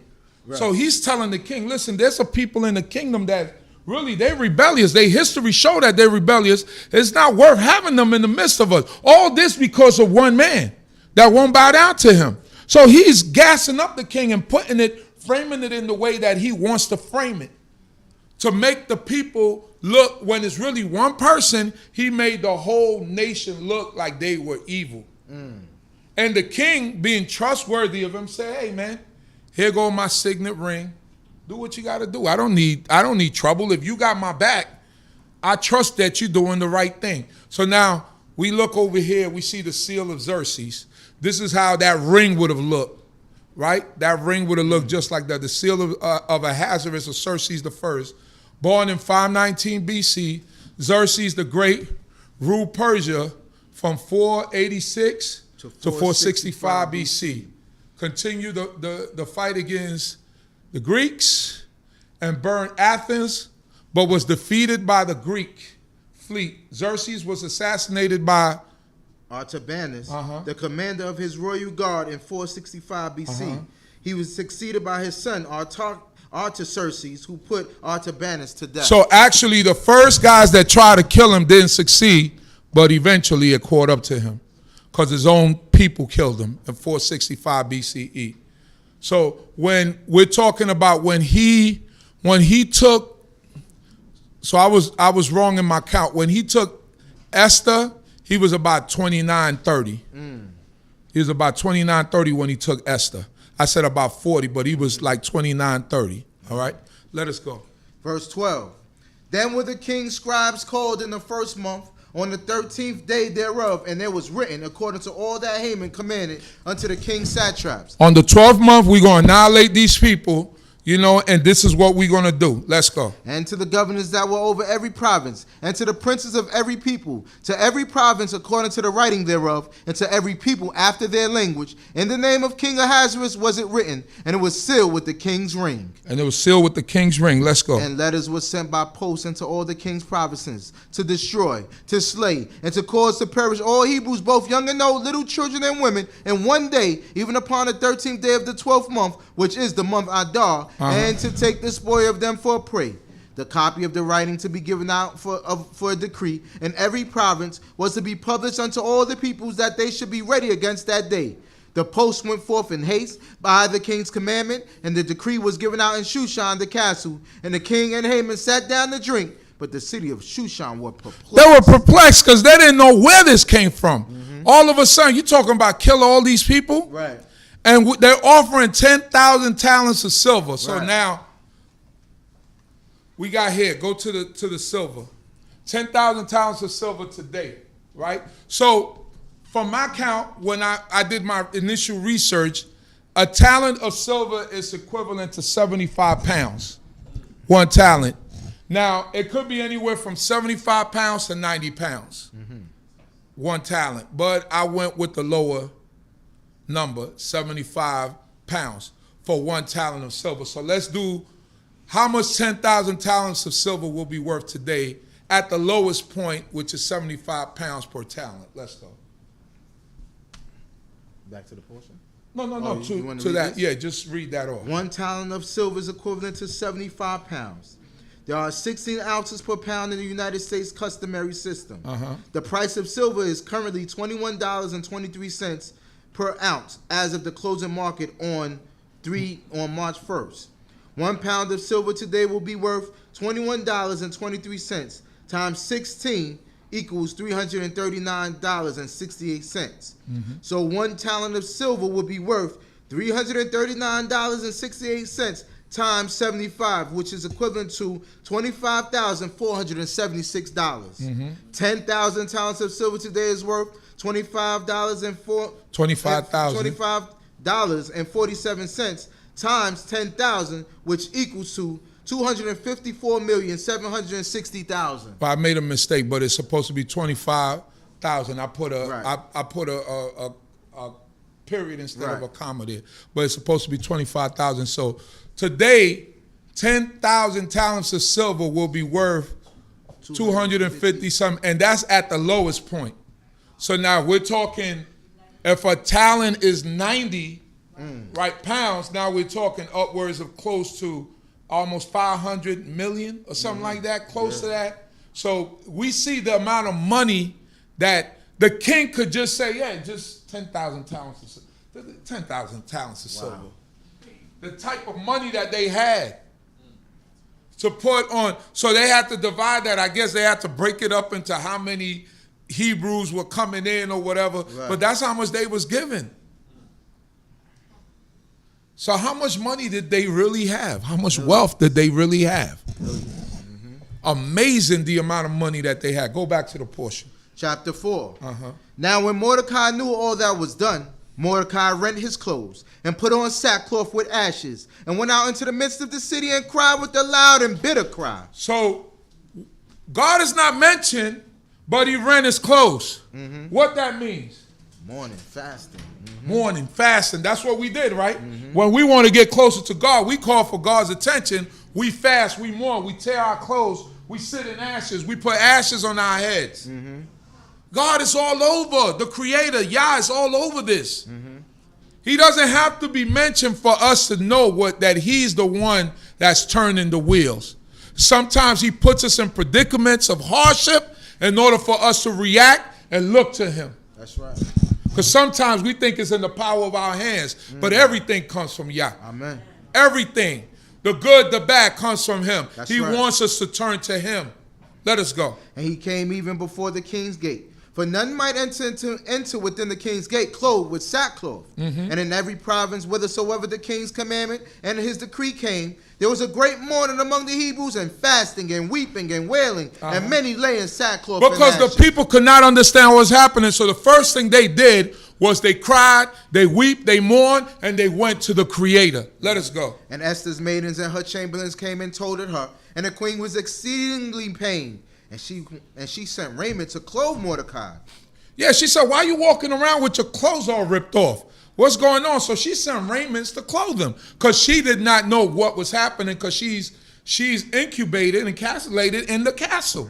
She don't know the affairs of what's going on outside because she can't just go outside and start walking around either because she is the queen. And just like they try to kill the king, they'll try to kill the queen. Or they'll try to kidnap her or do anything that they want to do because that's the king's wife. Let's go. And she sent raiment to clothe Mordecai and to take his sackcloth from off him, but he accepted it not. Then called Esther for Hatak, one of the king's chamberlains, whom he had appointed to attend upon her, and charged him to go to Mordecai to know what this was and why it was. So Hatak went forth to Mordecai into the broad place of the city, which was before the king's gate. And Mordecai told him of all that had happened unto him, and the exact sum of the money that Haman had promised to pay to the king's treasuries for the Hebrews to destroy them. Also, he gave him the copy of the writing of the decree that was given out in Shushan to destroy them, and to show it unto Esther, and to declare it unto her. and to charge her that she should go in unto the king to make supplication unto him and to make request before him for her people. For her people. So now, when this eunuch came out, because you got to have eunuchs around women, the king's women, because you're not going to have a normally functioning man around the woman or the harem, because things are going to happen. You know, so the eunuch came out, found out from Mordecai what's going on. Mordecai told the eunuch everything that was happening, gave the account of what was put out there, and send it back to Esther so that she be aware of what's happening out here and why the people are mourning the way that they are. Let's go. And Hatak came and told Esther the words of Mordecai. Then Esther spoke unto Hatak and gave him a message unto Mordecai. All the king's servants and the people of the king's provinces do know that whosoever, whether man or woman, shall come unto the king into the inner court, who is not called, there is one law for him, that he be put to death. Except such to whom the king shall hold out the golden scepter, that he may live, but have not been called to come in unto the king these 30 days. And they told Mordecai Esther's words. So Esther's saying, listen, everybody knows that if you go before the king and he didn't summons you, and he don't put out that golden scepter, that's off with your head. Right. It doesn't matter who it is. Say, he hasn't come around me in 30 days. Now, remember, I told you, this is around the time that they're planning to invade Greece. Right. So there's a lot of high-powered meetings going on, and he didn't have time to go see his queen. Now, today, if you miss him for 4 or 5 days, you got a problem in your house. Right. You know what I mean? Your wife would be like, what's going on? Old school mothers and wives understand, because sometimes men in those times, they will go, or they had type of jobs that they had to go away. Today, 30 days, you might come back and not have a wife, depending on who you living with in these streets. That's just reality. Or you might come back and have a wife that was touched. Yeah, it happens in the military all the time. Young guys be having broken hearts.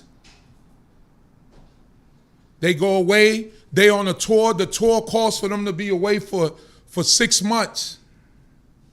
They come back. How are you pregnant? I wasn't here.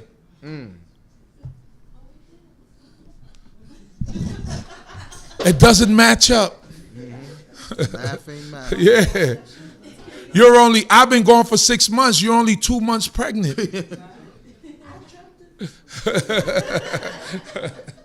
So these are the things that happen. But, she's like, I'm the queen, but he hasn't been around me for 30 days. So, sometimes you have to understand that as like, you got athletes today that go away for 2 weeks. They on the road.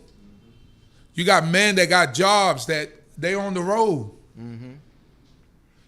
It shouldn't be that when he comes back, he doesn't have a wife anymore. His wife is all touched. These are things that we need to understand as God's people.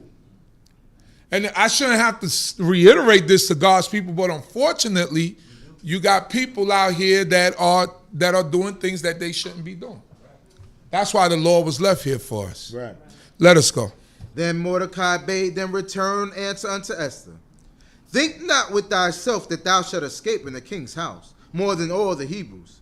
For if thou altogether holdest thy peace at this time, then will relief and deliverance arise to the Hebrews from another place. But thou and thy father's house will perish. And who knoweth whether thou art not come to royal estate for such a time as this? Then Esther bade them return answer unto Mordecai. Go, gather together all the Hebrews that are present in Shushan, and fast ye for me, and neither eat nor drink 3 days, night or day. I also and my maidens will fast in like manner.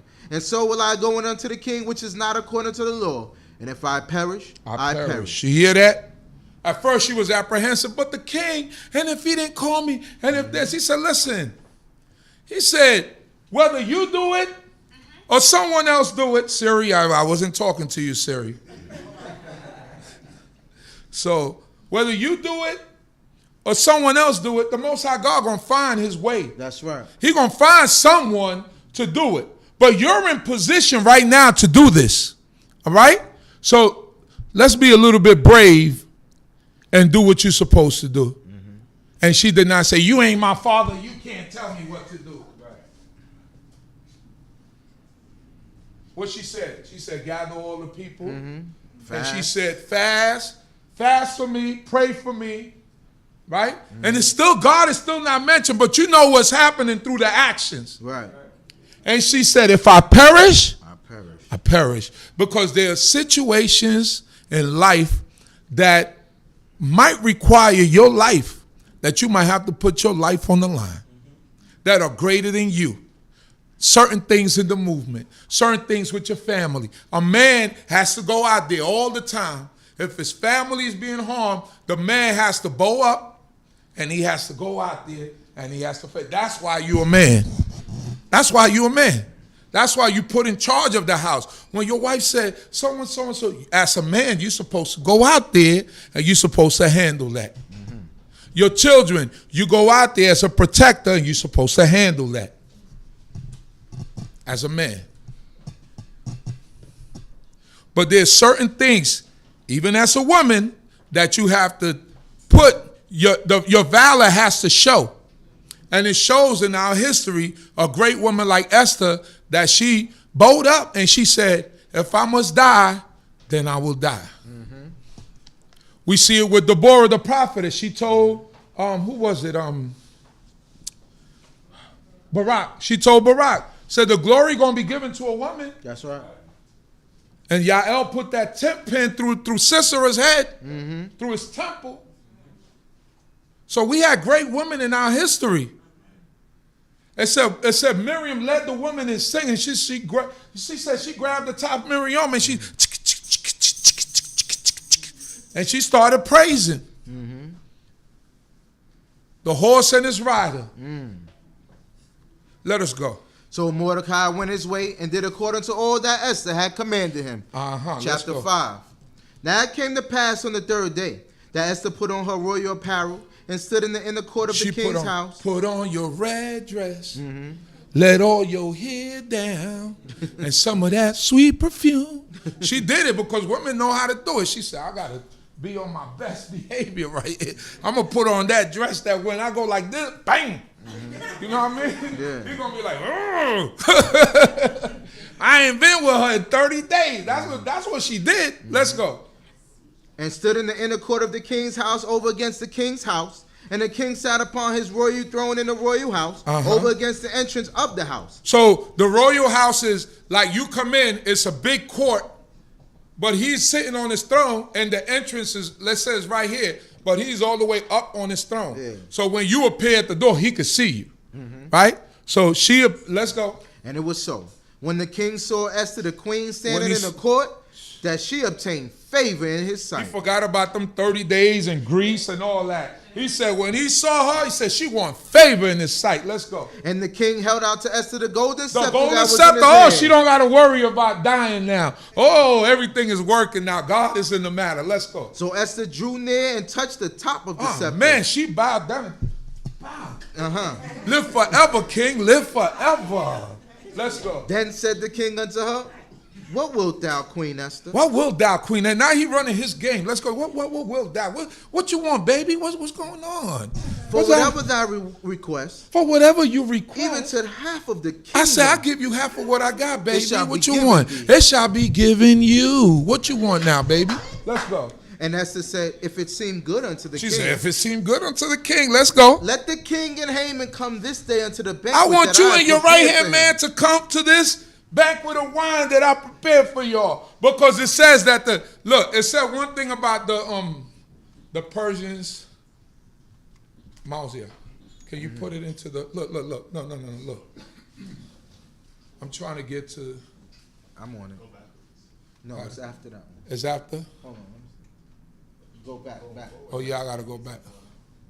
Back. Right there. Persians and their drinking habits. Let's talk about that. Herodotus on Persia and the Persians. Herodotus is a Greek philosopher. Let's go.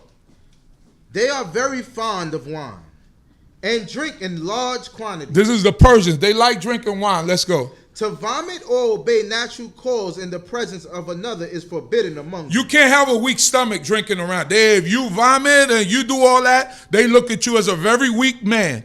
Let's go. Such are their customs in these matters. Such are their customs in this matter. Let's go. It is also their general practice to deliberate upon affairs of weight when they are drunk, and then on the morrow when they are sober, the decision to which they came the night before is put before them by the master of the house in which it was made.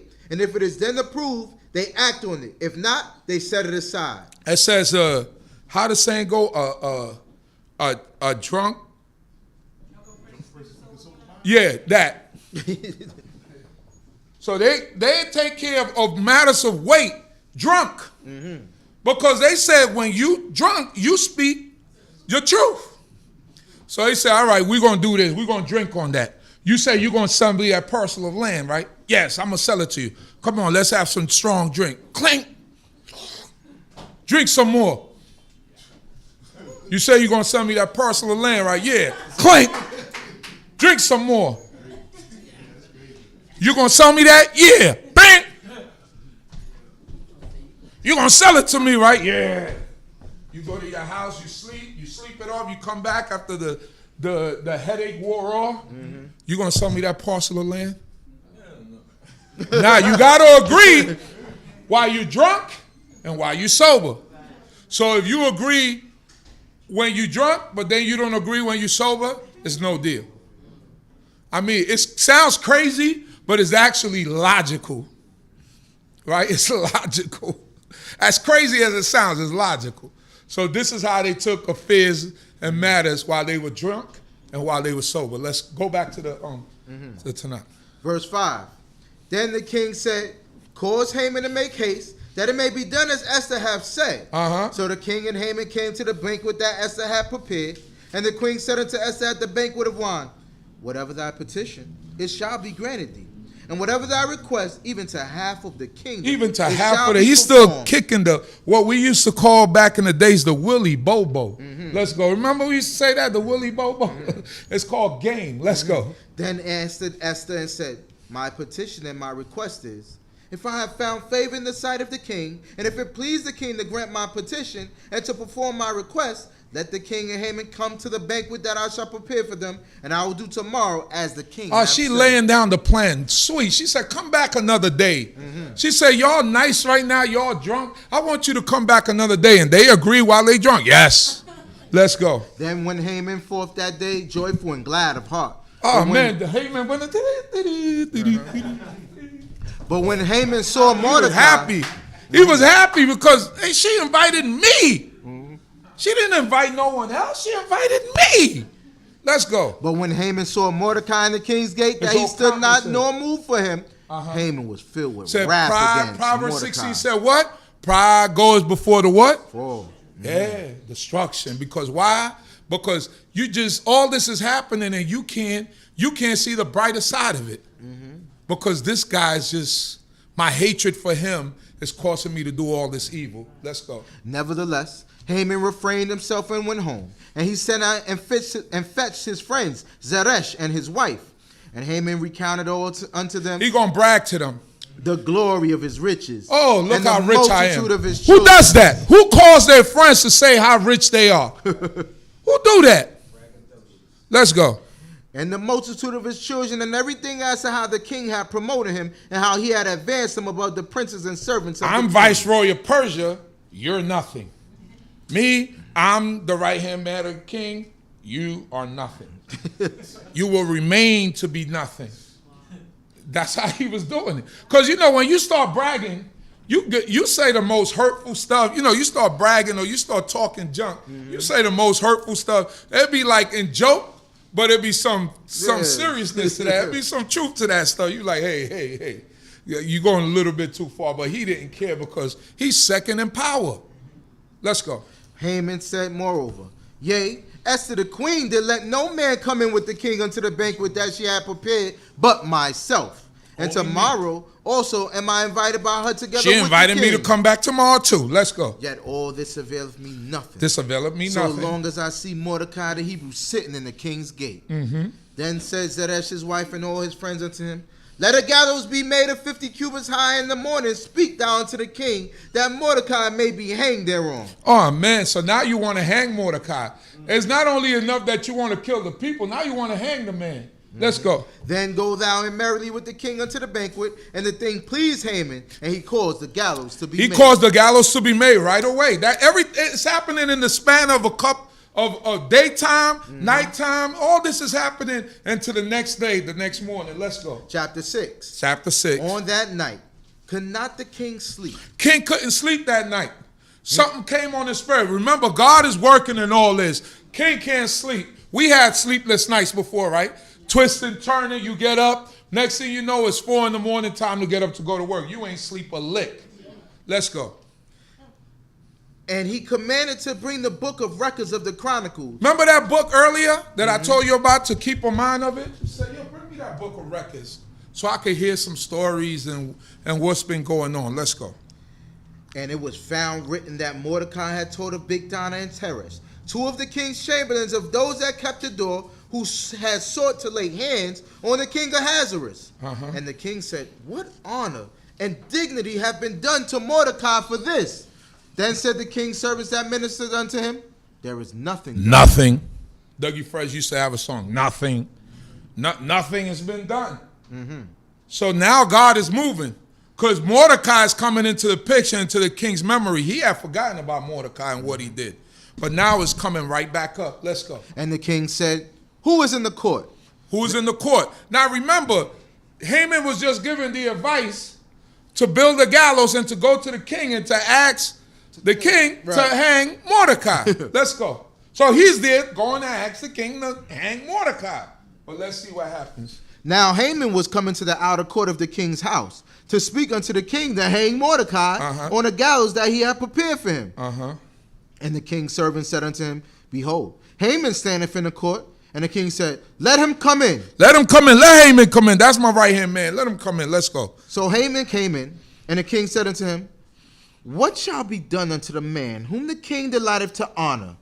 Now Haman said in his heart, whom would the king delight to honor you ever see the besides cartoon myself? Where the little bubble comes to bing? And his mind, who else would he want to honor but me? So he gonna lay it heavy on the king. Listen to what he gonna say should be done to this man that deserved this honor. Let's go. And Haman said unto the king, for the man whom the king delighteth to honor, let royal apparel be brought which the king useth to wear. Royal apparel that the king useth to wear, like he used to put on. That means kingly garment. Let's go. And the horse that the king rideth upon. The royal steed that the king rides upon. Persian was also known for their horses. They have very fast horses and glamorous horses. Persian horses are some of the best in the world. It said, let him ride on the king's horse. Let's go. And on whose head a crown of royal is set. It said, put one of the king's crowns on his head. Let's go. And let the apparel and the horse be delivered to the hand of one of the king's most noble princes. Embarrass one of these guys that work in the court and let him say what? That they may array the man there with whom the king delighteth to honor, and cause him to ride on horseback through the street of the city, and proclaim through before all him, the Shushan, and proclaim what? thus shall it be done to the man whom the king delighteth to honor. He thought that he was going to be that guy. So then what happened? Make haste. Make haste. The king said, make haste. And take the apparel. Take the apparel. And the horse. The horse. As thou hast said. As thou hast said. And do even so to Mordecai the Hebrew. Do it to Mordecai, your enemy. That sitteth at the king's gate. Let nothing fail of all that thou hast spoken. Everything you said, put the crown on his head. And exactly the same words that you said, go through that city and make sure everybody sees. You see, when people try to do evil and they sought to do wickedly against you, what ends up happening? Hasn't it happened to you in your life? Where people at a job, people trying to do certain things. They try to do things behind your back, and the next thing you know is exposed. And next thing you know, what they try to do to you happens to them. They try to get you fired, they get fired. God is good. You reap what you sow. God is good all the time. Let's go. Then took Haman the apparel and the horse and arrayed Mordecai. He was a good servant because he had to dress him too. When it said array him, he had to put all that stuff on him. Put the crown on his head and all that. Let's go. And cause him to ride through the street of the city and proclaim before him, thus shall it be done unto the man whom the king delighteth to honor. Delighteth to honor.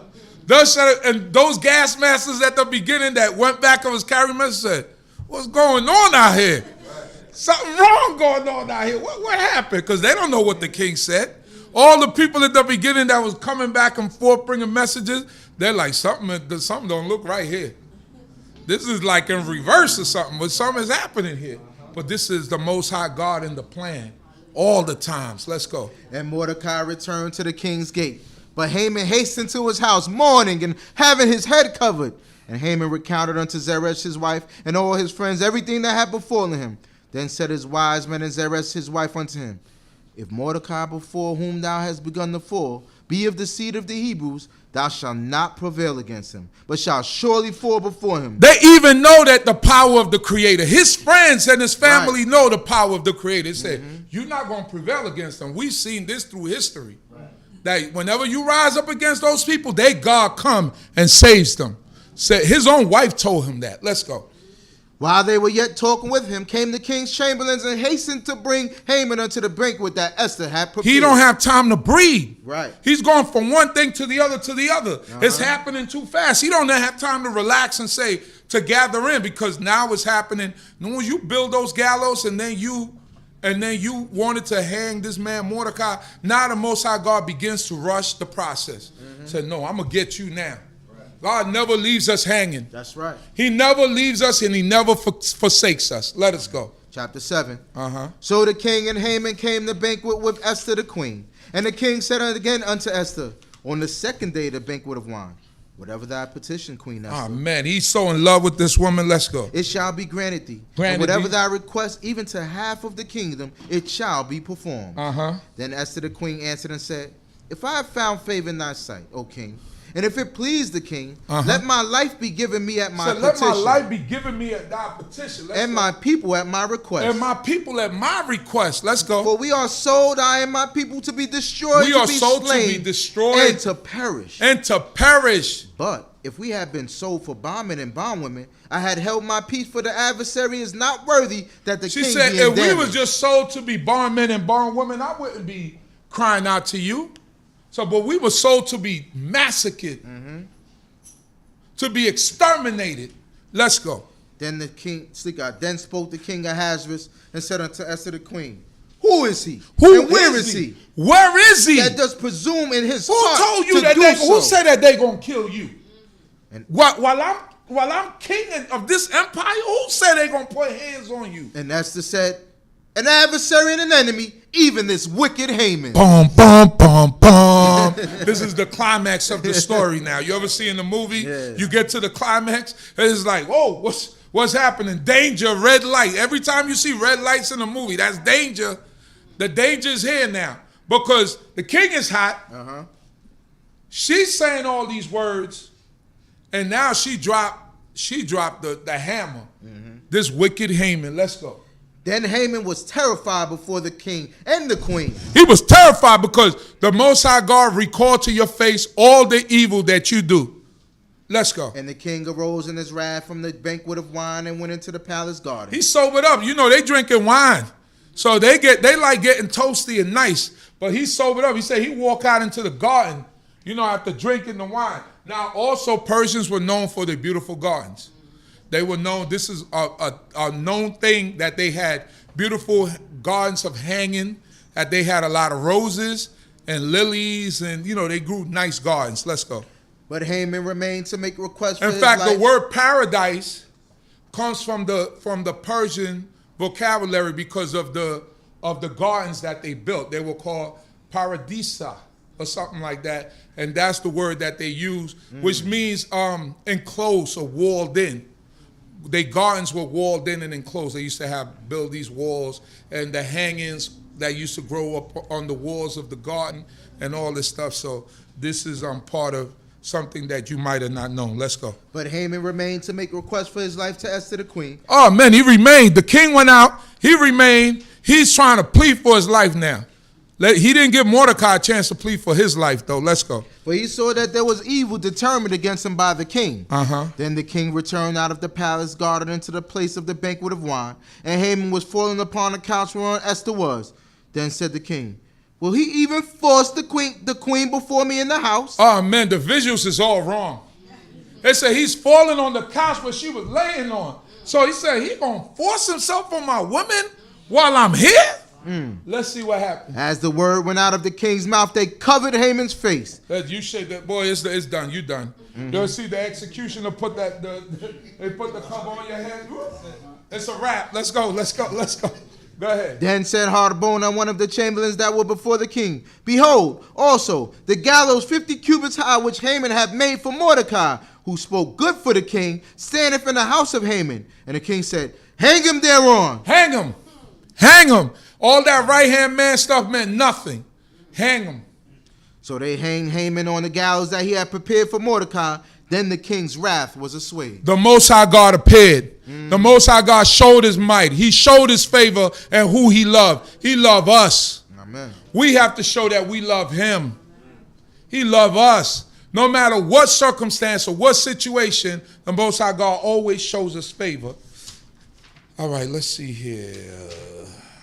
You want to jump to chapter... Rip the book. Chapter 9 or chapter 10? You want to go straight to chapter 10? Because we ain't going to get through all these 3 chapters unless you do some miraculous reading. We could get through. Go ahead then. Chapter 8.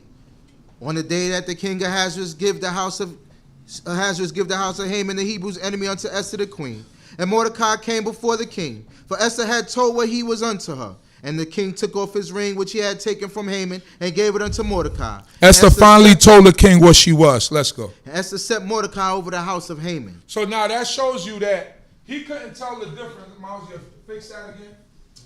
He couldn't tell the difference of what she was in the kingdom. So obviously they had to kind of look alike, right? Now, the immortals, Persian elite warriors, you see, like I told you before, right? And this is not about colorism, but it's because in Western society, they've tried to whitewash everything. So these were Persian elite warriors. Now you see how they obviously had the color white, right? They had the color blue. They had even the beige type of color that these Caucasians kind of look like. Like right here, they even got that color, right? But how did they depict themselves? Yeah, look at their face and hand. So I would say that Esther would have looked like that also. I'm just saying. And to my light-skinned people out there, don't take offense to this. I'm tired of people whitewashing history. Start whitewashing history and we wouldn't have to talk about color and how people look. If they've whitewashed history and we have to bring it back to what history and what these people left. They had short curly hair and short curly beards. Right. Now you make the assumption and you think and you really think about who really looks like that today. It's not them. Right. Let us go. Go back to the Tanakh. And Esther spoke yet again before the king and fell down at his feet and besought him with tears to put away the mischief of Haman the Agagite and his device that he had devised against the Hebrews. Then the king held out to Esther the golden scepter. So Esther arose and stood before the king. And she said, if it please the king, and if I have found favor in his sight, and the thing seem right before the king, and I be pleasing in his eyes, let it be written to reverse the letters devised by Haman the son of Hammedatha, the Agagite, which he wrote to destroy the Hebrews that are in all the king's provinces. For how can I endure to see the evil that shall come unto my people, or how can I endure to see the destruction of my kindred?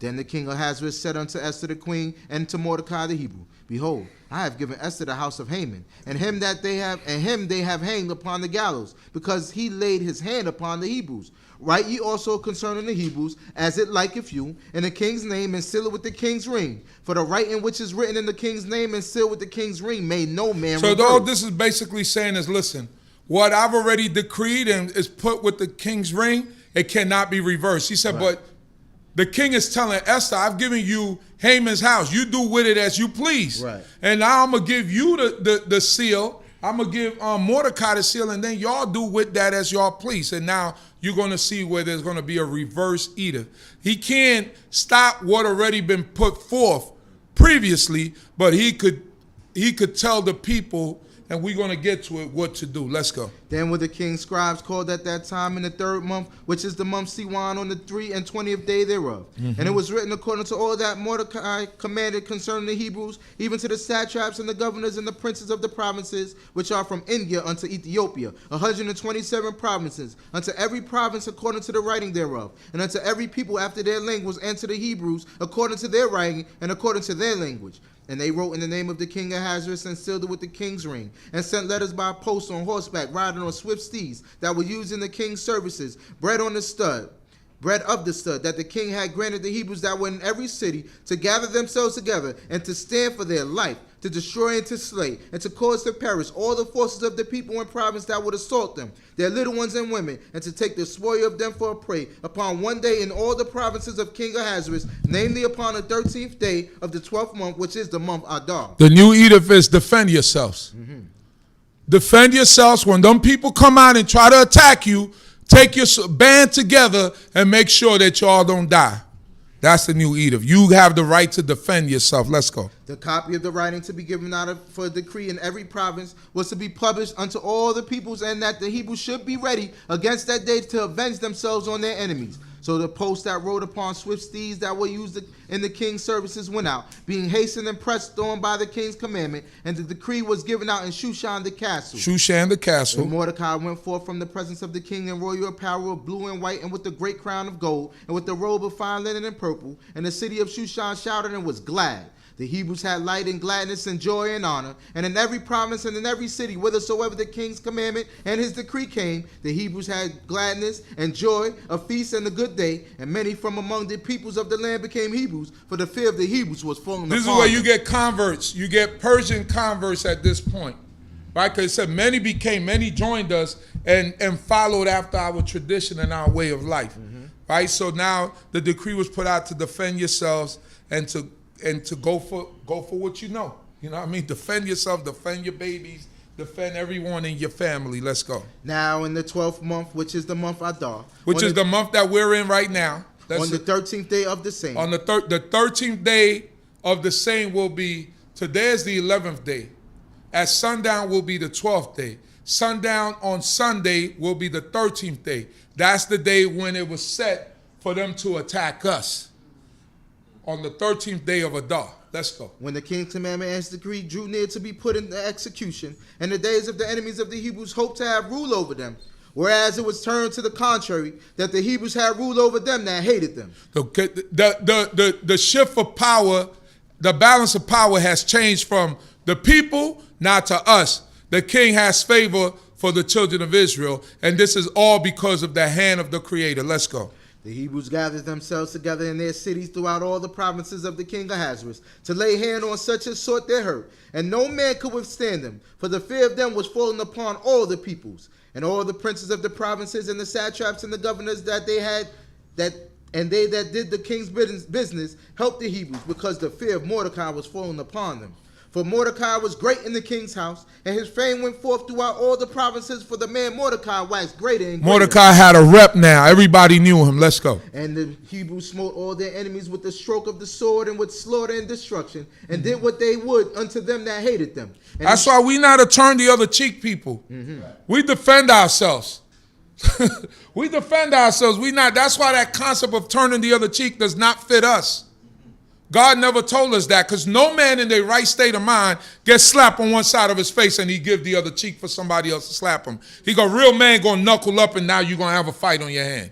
Even, listen, no one is going for that. It's not human nature. Women, children, nothing. You gotta teach a child not to hit you back. Because their human nature is to want to hit you back. You have to break that out of them and make them understand that you are their parent and they can't raise up against you. But their human nature, you hit a child, they go, dude. They go right back. Let's go. And in Shushan the castle, the Hebrews slew and destroyed 500 men.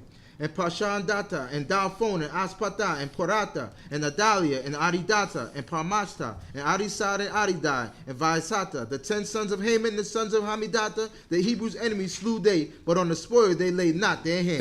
They laid not. It wasn't about spoils. It's about getting the job accomplished. Let's go. On that day, the number of those that were slain in Shushan the castle was brought before the king. And the king said unto Esther the queen, the Hebrews have slain and destroyed 500 men in Shushan the castle. And the 10 sons of Haman, what then have they done in the rest of the king's provinces?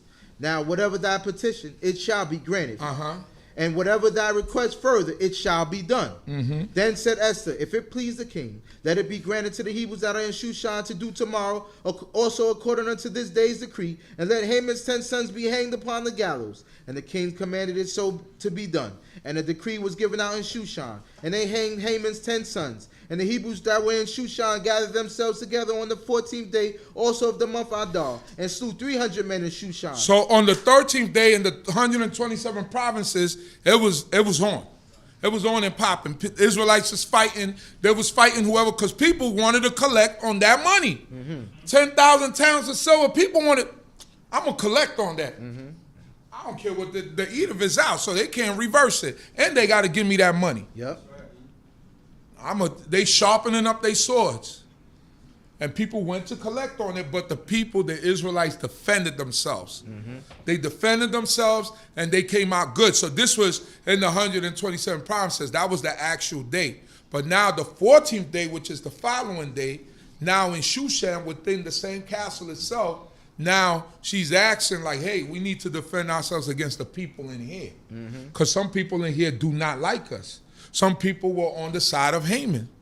So we need to be able to defend ourselves. So can we do this in here also? So on the 14th day, they also had to keep guard over the people within the castle, or Shushan, that city that tried to attack them. Let's go. And they slew 300 men in Shushan, but on the spoil they laid not their hand. They laid not their hand. And the other Hebrews that were in the king's provinces gathered themselves together, and stood for their lives, and had rest from their enemies, and slew of them that hated them 75,000. 75,000. But on the spoil they laid not their hand. They laid not their hand. On the 13th day of the month Adar, and on the 14th day of the same, they rested and made it a day of feasting and gladness. Feasting and gladness. But the Hebrews that were in Shushan assembled themselves together on the 13th day thereof, and on the 14th day thereof, and on the 15th day of the same, they rested and made it a day of feasting and gladness. Therefore do the Hebrews of the villages that dwell in the unwalled towns make the 14th day of the month Adar a day of gladness and feasting. And that will be Monday at sundown, the 14th day of Adar. So that's when some congregations celebrated an observance, or they remember that time, and there is different traditions that were set here by our ancestors that some of us follow. Let's go. And a good day of sending portions one to another. Sending portions one to another. People send food. People give gifts to each other on this day. But it's a tradition. It's not the Torah. It's not in Leviticus 23. You don't have to do it. Right. But some people choose to do it. And it's okay because it's traditions. It's just like when the children of Israel didn't eat the sinew of the thigh because of what happened to Yaakov. It's not a command that we can't do it, but they did it by tradition. Right. It's just like during the season of Hanukkah, the same thing. It's not the command of the Most High God, but they did it by tradition. As long as it's not breaking Torah, it's perfectly okay to keep that tradition because it came from us. Right. It didn't come from the outside world. Right. Let's go. And it was for an important reason. Let's go. And Mordecai wrote these things and sent letters unto all the Hebrews that were in the provinces of the king Ahasuerus, both nigh and far, to enjoin them that they should keep the 14th day of the month Adar, and the 15th day of the same yearly, the days wherein the Hebrews had rest from their enemies, in the month which was turned unto them from sorrow to gladness, and from mourning into a good day, that they should make them days of feasting and gladness and of sending portions one to another and gifts to the poor. And the Hebrews, why wouldn't you celebrate when the Most High God just gave you such great deliverance? Right. Let's go. And the Hebrews took upon them to do as they had begun, and as Mordecai had written unto them, because Haman the son of Hammedatha the Agagite, the enemy of all the Hebrews, had devised against the Hebrews to destroy them, and had cast Pur, that is the lot, to discomfit them and to destroy them. But when she came before the king, he commanded by letters that his wicked device, which he had devised against the Hebrews, should return upon his own head, and that he and his sons should be hanged on the gallows. Wherefore they called these days Purim, after the name of Pur.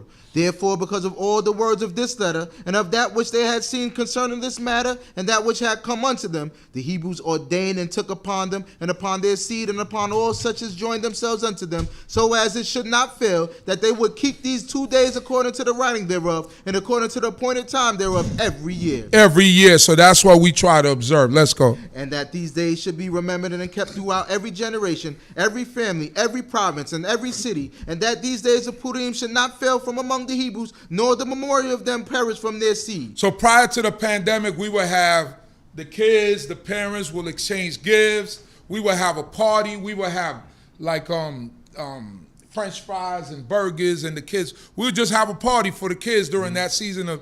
But since the pandemic, we haven't picked it back up. Usually, like Sister Rebecca and a couple of other sisters will get that together, but like since the pandemic, we haven't been doing it for obvious reasons. So maybe sometime we'll pick it back up and do that again. But you know, for those who celebrated, hey, you know, it's more power to you. It's a great time in history, and we give glory to the Creator for even delivering us. Amen. You know, for allowing us to allowing our forefathers to be able to prevail against someone that wanted to destroy them. Let's go. Then Esther the queen, the daughter of Abigail, and Mordecai the Hebrew wrote down all the acts of power to confirm this second letter of Purim. And he sent letters unto all the Hebrews to the 127 provinces of the kingdom of Ahasuerus with words of peace and truth to confirm these days of Purim in their appointed times, according as Mordecai the Hebrew and Esther the queen had enjoined them, and as they had ordained for themselves and for their seed the matters of the fastings and their cry. And the commandment of Esther confirmed these matters of Purim, and it was written in the book. Last chapter is only 3 verses. Let's go. And the king Ahasuerus laid a tribute upon the land and upon the isles of the sea, and all the acts of his power and of his might, and of the full account of the greatness of Mordecai, how the king advanced him, and are they not written in the book of the chronicles of the kings of the Media and Persia? For Mordecai the Hebrew was next unto King Ahasuerus, and great among the Hebrews, and accepted of the multitude of his brethren, seeking the good of his people, and speaking peace to all his seed. Hallelujah. Hallelujah. All glory. Amen. To the Most High, King of the universe, Jehovah. Hallelujah. Thanking the Most High God for allowing me to get through another year of doing. Every year that I do this, I say I'm not going to do this anymore. I'm going to pass it on to someone else. And then I end up doing it anyway. So thanking the Most High God for this time, and I pray that the Creator of heaven and earth will continue to be with us all. Grant us peace. Grant us remission, even in these the lands of our captivities, as we